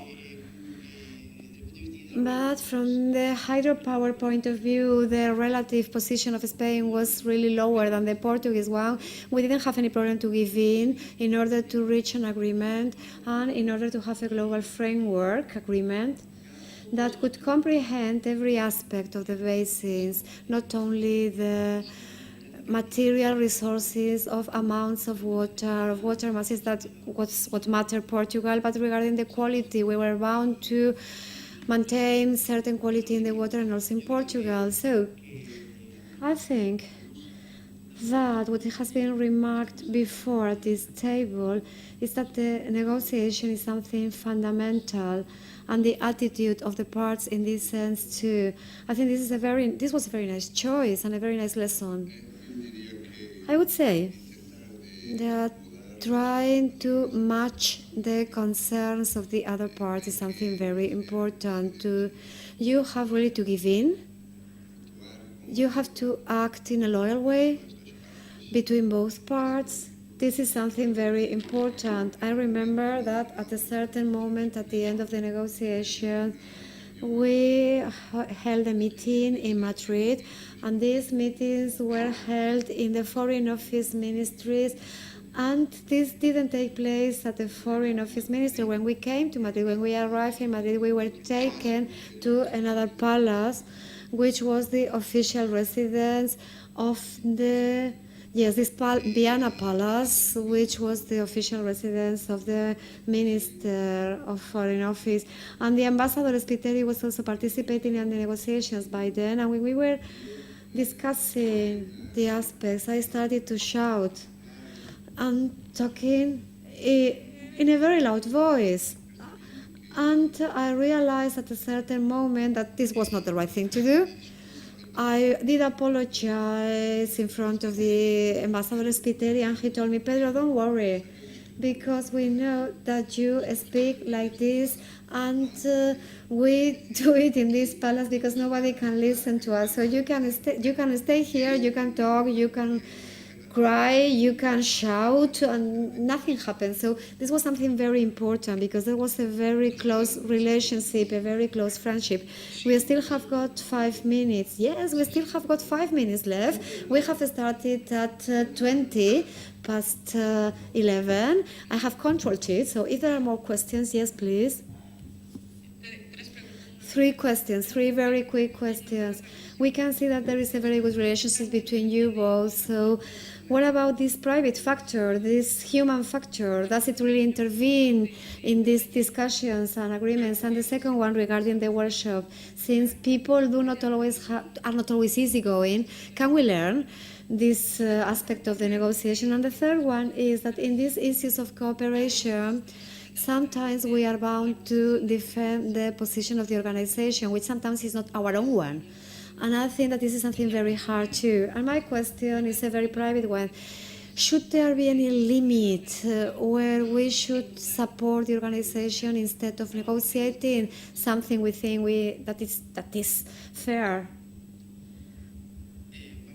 Let's see. Well, I didn't know my friend Pedro. I didn't know him at all before.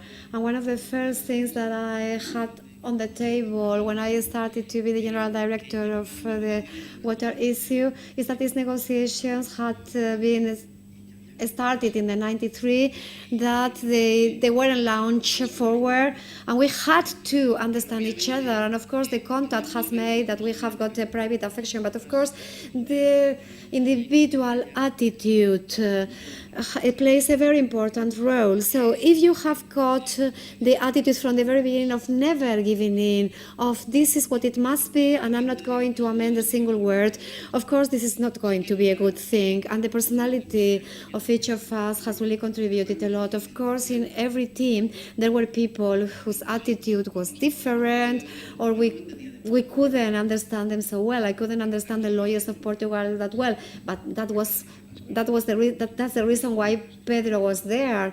Pedro was there to channel the things in the right direction with Mr. De Castro. I still remember the name of the lawyer. So we have really to overcome these negative attitudes. And regarding the question,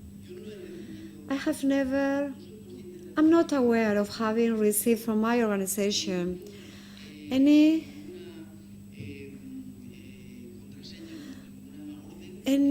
mandatory order. I was totally free. I was free from the technical point of view to manage what I thought it was the suitable thing. If I had been bound to do things I didn't agree with, well, what I should have done is to say, okay, here you are, here you have got the documents, another one can perform this. But in this case, it was as simple as that. And in fact, there is a proof of that. Pedro has mentioned that. There was a crisis, an important crisis regarding the opinion between the environmental ministry, which was really the one integrated in my general direction, and the farming ministry in Spain, the agricultural ministry in Spain. And this was what almost provoked a crisis. But we really knew what we had in front of us, and we thought that we had to do the things in a certain way. And if people do not agree with us, somebody else can do that for us.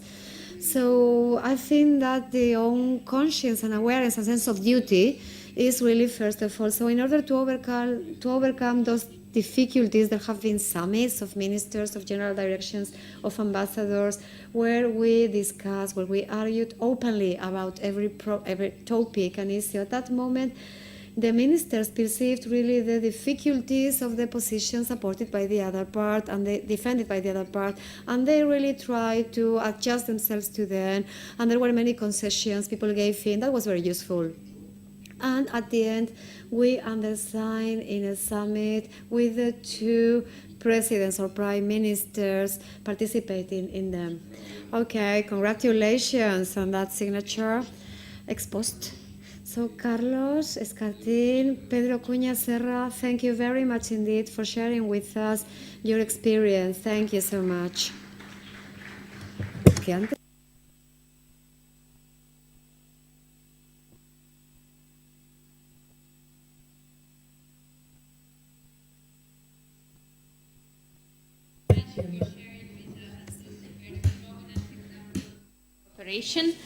And I would now like to invite to the floor Peter Kovac, the State Secretary for Water from Hungary.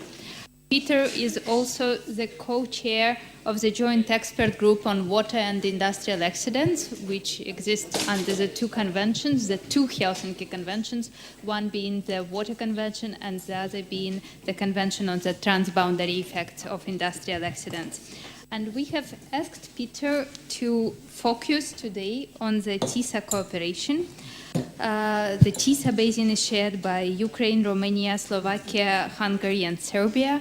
And this river became known to many people in the world after the cyanide spill in the year 2000 near Baia Mare, Romania, which had really disastrous consequences for the environment, but which also prompted the TISA countries to intensify their cooperation in this basin. So I would like to give the floor to Peter to introduce us the TISA cooperation. Thank you very much. Good morning to everybody, or afternoon. I don't know what is the real time. Anyway, we already had a nice presentation about the Sava Commission. I will give you some highlight about the TISA river basin. The TISA is the second biggest tributary of the Danube River by discharge, but the first on catchment area. So it's a relatively big river basin. If you see the map, you see Hungary laying inside entirely in the Danube basin. And if you are looking for this northeast part, you will find the Tisza River catchment area. It's true, it's shared by 5 countries: Ukraine, Romania, Slovakia, Hungary, and Serbia. It's a quite important catchment area for Hungary because it's covering 2/3 of the country. So it's always been on a high schedule on the cooperation. And on bilateral means, we already had a very successful cooperation. Even in 1986, we succeed to sign a contract, agreement with the 5 countries. But this agreement was never implemented. It just remained a piece of paper with nice signatures, and that's all. But we have to deal with the real problems. There are many human activities going on the catchment area, and was also already referred example of the cyanide pollution. The mining activity is very characterizing for the catchment area. Agriculture, forestry. Navigation, it's not so well, but hydropower generation is also a question on that region. And especially in the 70s, we had a really frequent pollution events on the Tisa catchment area. First of all, I have to mention the Danube Convention, which was already mentioned several times, but it's really important because our Tisa cooperation is under the umbrella of the Danube River Cooperation. If you see the structure of the Danube Cooperation, I will call it later the ICPDR, is the abbreviation of the convention. You will see the Tisa expert group working under the umbrella of the ICPDR and utilizing all the instruments and human resources of the ICPDR. So it's not the independent body, it's an expert group inside the ICPDR. We had a lot of assets on the Tisa River Basin. It's a really beautiful region of the country, or the countries, and beautiful region of the Europe. It's very rich with biodiversity. It has a very unique aquatic ecosystem. It's a quite big one. It's a 20% share of the whole Danube Basin.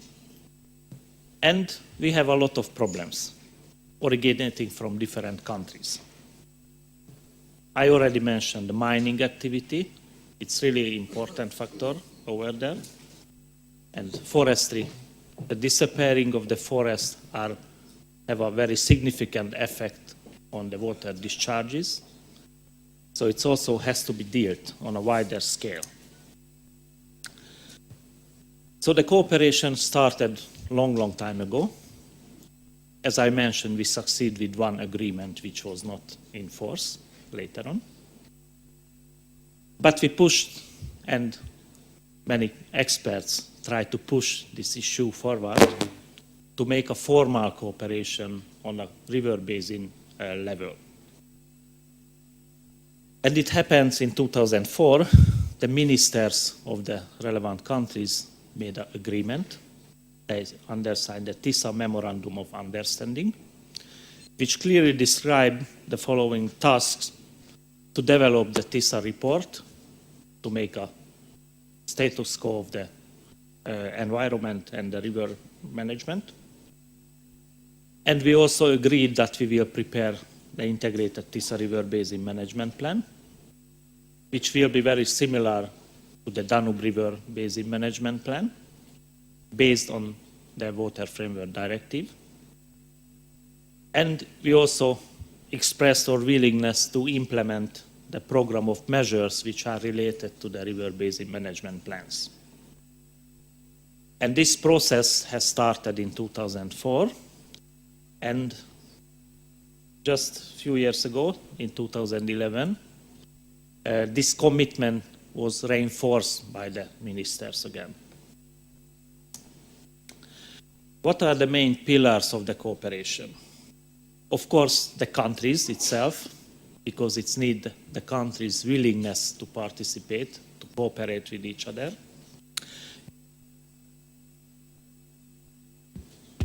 Very strong support from the European Commission. At the beginning, the chairmanship was taken by the European Commission. It was also a very important factor because they could take a quite neutral role. It was a very important factor that this kind of leadership was driving the countries to work together as much as possible. And also we had some financial support from different organizations, mostly via different projects. So we had projects financed by the UNDP, from JEF. We had cooperation with the Carpathian Convention, and we can continue this role.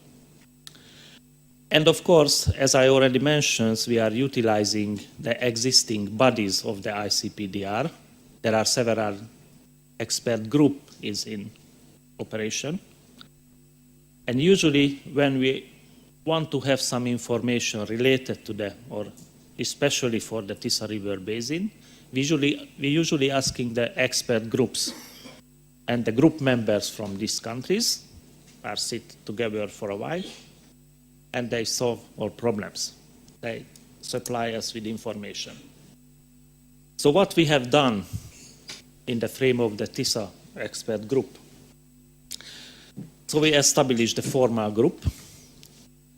We had the last meeting was the 18th meeting of the Tisza group. So we are looking forward for at least the 20th meeting. Experts were delegated from the countries, and we also received many support from NGOs. They observers in the Tisza group, but their support is very valuable. And we also prepared some real material, real product of the Tisza cooperation. We developed the Tisza analysis report in 2007, and we also finished the integrated Tisza River Basin Management Plan. You can see those documents on the screen. And those documents are available from the ICPDR website also. We still have a lot of challenges. There are many pressures on the Tisza River Basin related to water quantity, related to water quality. And we try to find some specific issues which can represent a value adding to the Danube processes, because it is under the Danube framework. So we try to integrate the water quality and the water quantity issues. It's very important because the flood management and the water management not always the same. They have also fields of conflict, and we have to solve these problems as much as possible. And of course, the biggest challenge will be the implementation of the program of measures which are related to achieving the good status of the waters in the Tisza Basin. On the screen, I'm highlighting some of the main pressures which are basically very similar, which were identified on the Danube Basin, but there are some differences also. We have to deal with different natural phenomena like floods and droughts, and we have to take into account the climate change related issues. It's still discussed by the scientists that the climate change is happening or not, but we are convinced that there are a lot of signs. These natural events are going to the direction of the extremities. So we have higher and higher floods, higher and higher droughts in the same territory. Even the country is very small. In one end of the country we are fighting with the flood, and the other end has to be irrigated because of the drought. So what are the main measures? Of course, we have to handle with these problems, with water quality and quantity problems. There are a lot of proposed development projects are in the area, especially for the irrigation. Agriculture needs more and more water. But of course, there are conflicts between the different areas. But our major goal is to reach the good water status by 2015 according to the Water Framework Directive. It's also an interesting factor that not all the 5 countries are member states. So some countries are beyond the limits of the European Union, but they already on voluntary basis accepted the major requirements of the Water Framework Directive, and they like to fulfill as much as possible those requirements. As I already mentioned, the challenges are very high. The implementation of the integrated river basin management plan is a really big challenge. We will do it on a national level, but our TISA group will follow the processes and will monitor the processes. And the TISA group also will formulate a report about this activity. And of course, we will work on a long term on the second TISA River Basin Management Plan. And I also like to mention some ongoing activity which is in the frame of the TISA group going on. We have some relevant projects supported from, in this case, from the European Commission. The topics are very interesting, I think. Agriculture, water management relation, and also the climate change adaptation. And there are also some other relevant activity is taken. And recently we just signed a cooperation agreement with the Carpathian Convention. So we are looking for a more fruitful cooperation. So we have a lot of tasks still to fulfill. I think the major challenge is nowadays to provide a sound financial base for the further cooperation. This group is working. Mainly the countries are supporting, not in the form of the money, but in the form of the expertise. We try to utilize different forms of financing possibilities, mostly via projects.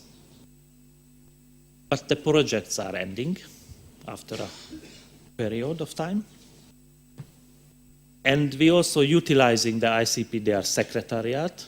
One person is dealing with the TISA group, not in full time, but in part time.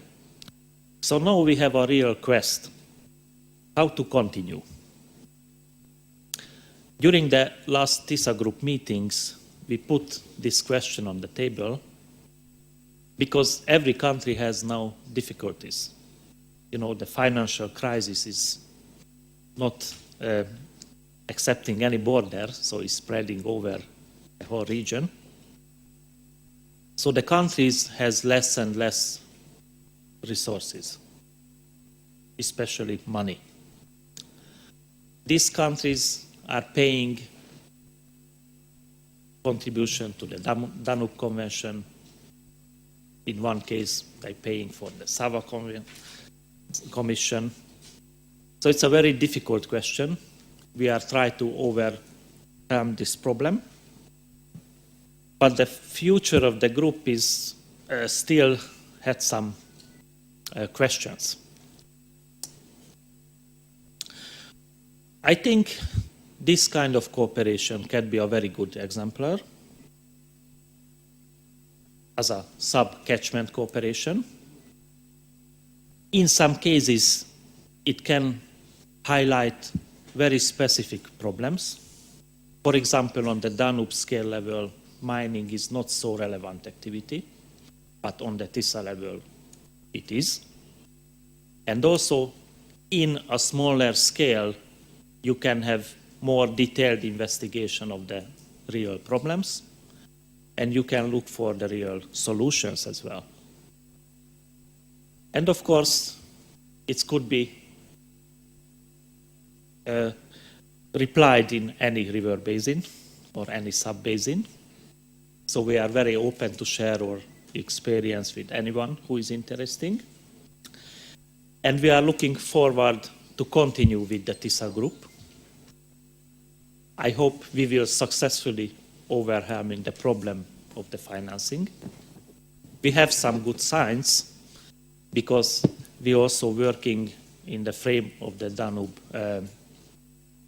regional cooperation, the EU Danube strategy.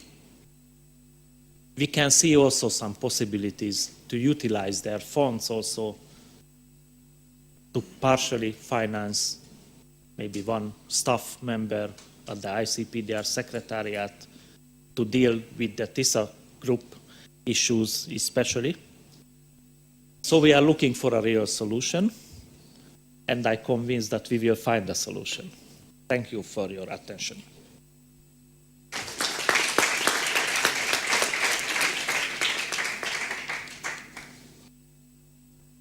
Thank you very much for this presentation, Peter, and for echoing a lot of issues that we were already touching upon during this session in the morning, as well as for being so honest about the challenges and about the problems.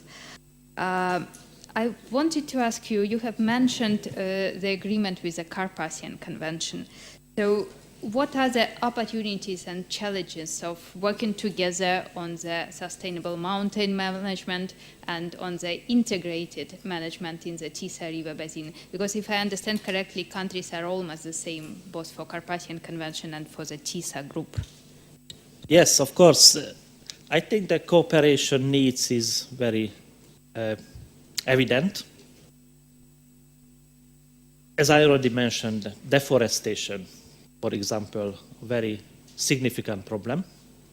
So if the forests are disappearing, water is just running down, causing many, many problems everywhere. And with the Carpathian Convention, we're maintaining a very good cooperation since many years. They are observers in our TISA group. And we also participate in many projects together. So now it's more formal way of cooperation established with this kind of document of cooperation. I think they can have a very important role later on, and especially when we are talking about water management and flood management. We have two directives as well, the Water Framework Directive and the Flood Directive. And our future task will be to integrate both of them into the next river basin management plan. And I think the Carpathian Convention could take a very important role in this process as well. Thank you very much. And coming back to Baia Mare, the accident, a number of measures were taken in the Danube River Basin, a number of measures were taken at the European level to increase the preparedness to such accidents at the transboundary waters. So what have been the milestones or the major achievements, and are we better prepared now?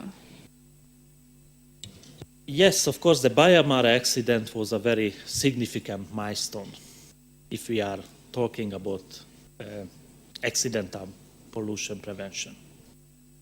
I think this was initiating a lot of processes on European level, also on a worldwide level.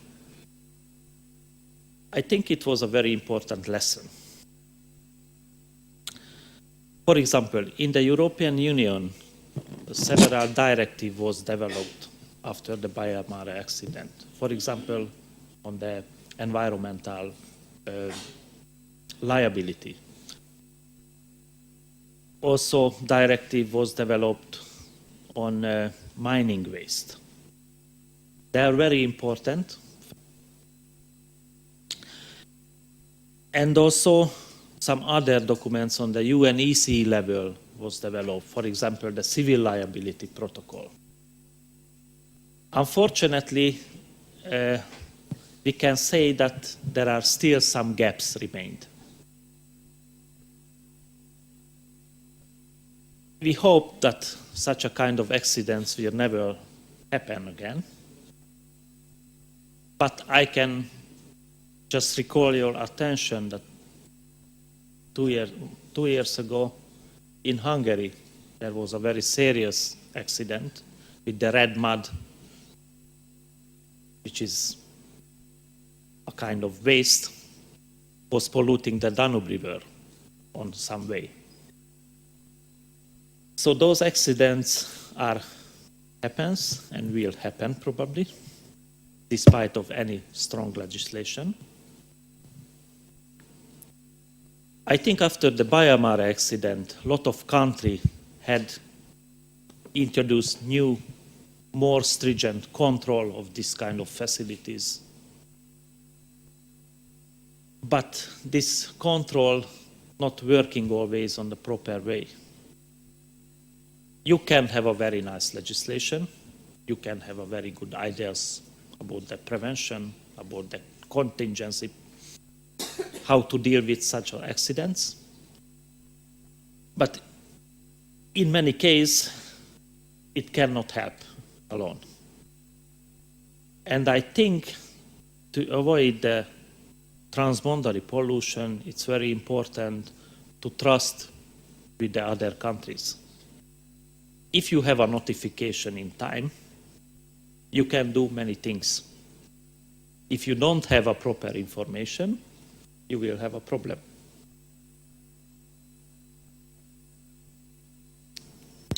Thanks a lot. So would still Hungary be trying to push for the international efforts in this area? You have been very much behind the protocol on civil liability. Yes. And how do we go Unfortunately, about this? this protocol is only ratified by one country.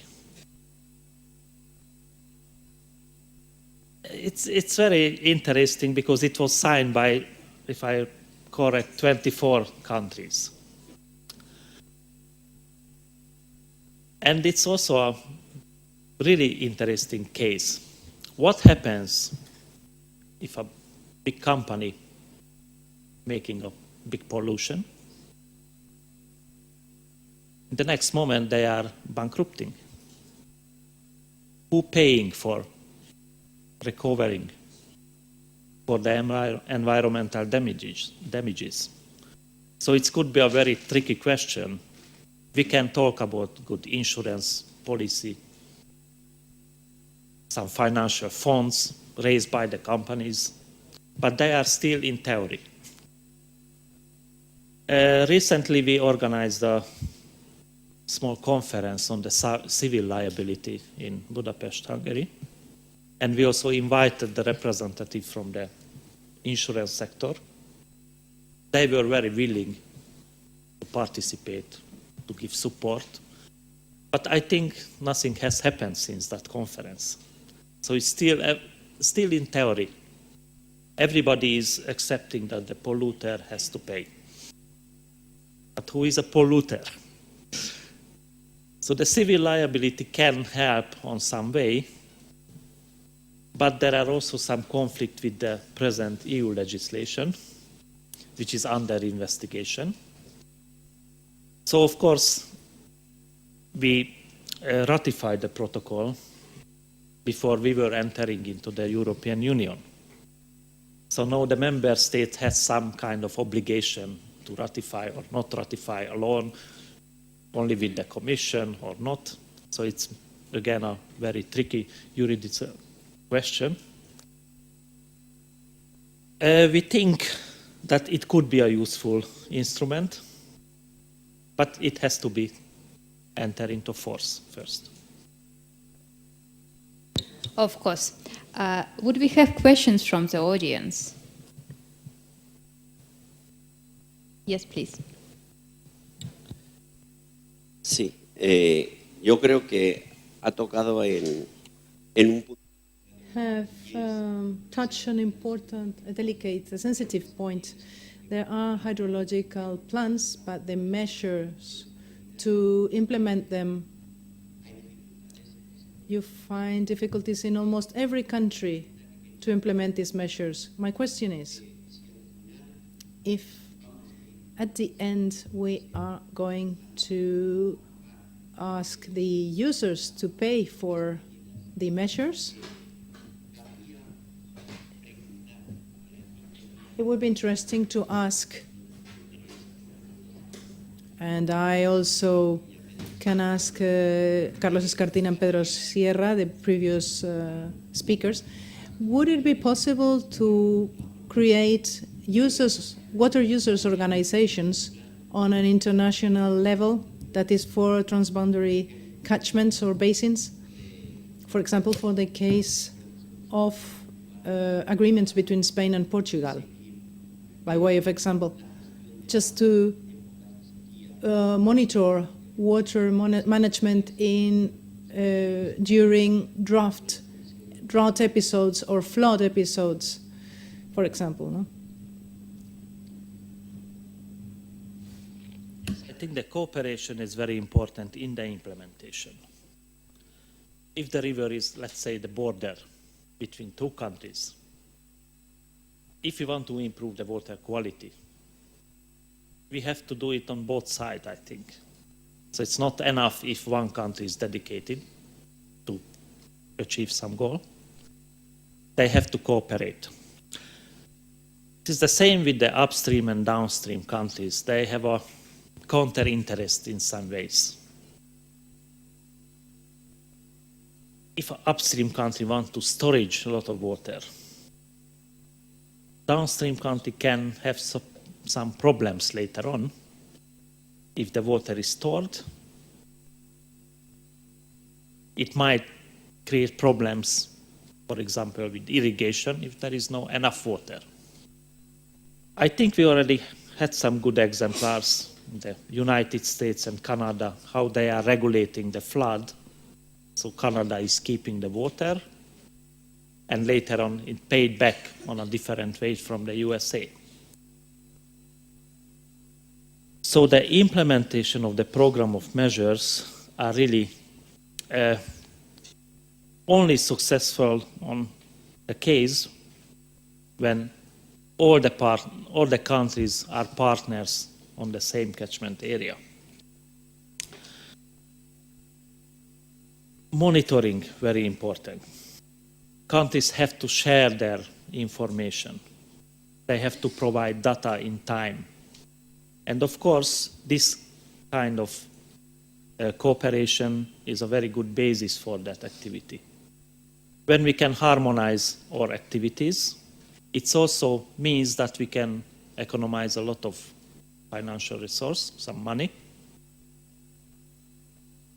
because we can harmonize our efforts, we can create a bigger, better result from a smaller money as well.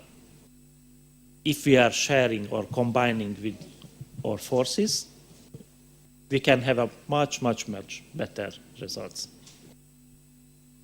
Thank you very much. We will take the last question. Bueno, por contestar también a la... Well, just to answer on our behalf and the part we are interested in, I see that all this is very complicated. The fact that associations of both countries participate in the flood management, for example, is complicated because in the end it is money who governs, it is money who reigns, who tells what to do. The users pay the part of the works amortization, and if they well, it's difficult to conciliate all these interests, but if Portugal had to do the same in the management of the floods that take place in Spain, of course they would complain and they would say, well, this is your flood, we don't have to pay for that. And I think in our case, the current management is the good one. If the users had to pay, there would be complaints on both parts. I'm talking about the Portugal-Spain case. And, well, basically what I wanted to say is that. Quiero añadir algo porque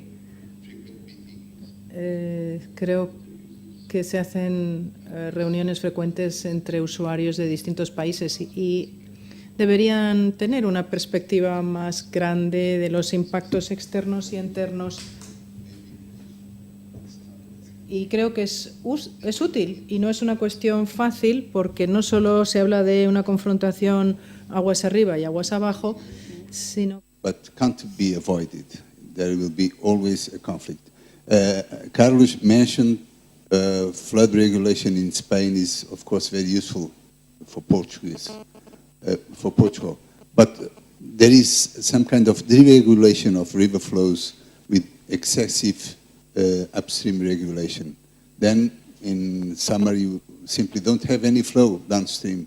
There are no rules on river flows. But this is something that must be dealt with within the river basin management plans according to the EU Water Framework Directive. Okay. Yes, maybe I have to add that the public participation is a very important factor of the improvement of the water management. If we are making a proper public involvement into the planning process, we can have a much better benefits or results for everyone. Of course, it should be a compromising solution, because they are counter-interest. You have to solve it on some way. Maybe nobody will be 100% satisfied with the result. But if there are a general agreement can be reached that, okay, it's a nice plan, it's good for agriculture, good for navigation, good for energy production, in this case, I think it is worth it to implement. Thank you. The very last comment. Hi, Benjamin from Oxia Water. We had two presentations this morning on Danube tributaries. One on the Sava, and they created a commission for their tributary, and you created a working group. If you had to advise the Pruts riparian countries for how they can strengthen their cooperation, which model would you choose? Of course, every solution is a good solution. If you are convinced the countries to cooperate together, it's a very good result. It's not important in which form. We're just utilizing the existing umbrella of the ICPDR. We just started with the small group.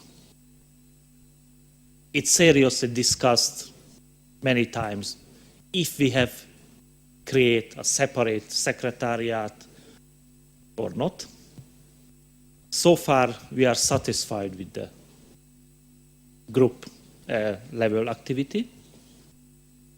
It can be evolved later on as an independent TISA commission, so it's not excluded. But you have to utilize your resources as efficient as possible. At this moment, we are happy with the group. Of course, we are looking for an independent commission, maybe later on, 5 years later, 10 years later, or next year. It will depend on the willingness of the countries. I think the major issue is to have a political willingness for cooperation. If the politicians are not communicating with each other on an appropriate level, in this case, you have a problem on the expert level as well. We had some problem with the neighbors for some cases, like the Gabčíkovo case was mentioned. On the expert level, we can find a good solution, but it's not approved by politics. It's a problem. That is the reason why we are not have a solution so far on that case, for example. If the decision would be given to engineers, we could have find a solution. So I think both form is very good.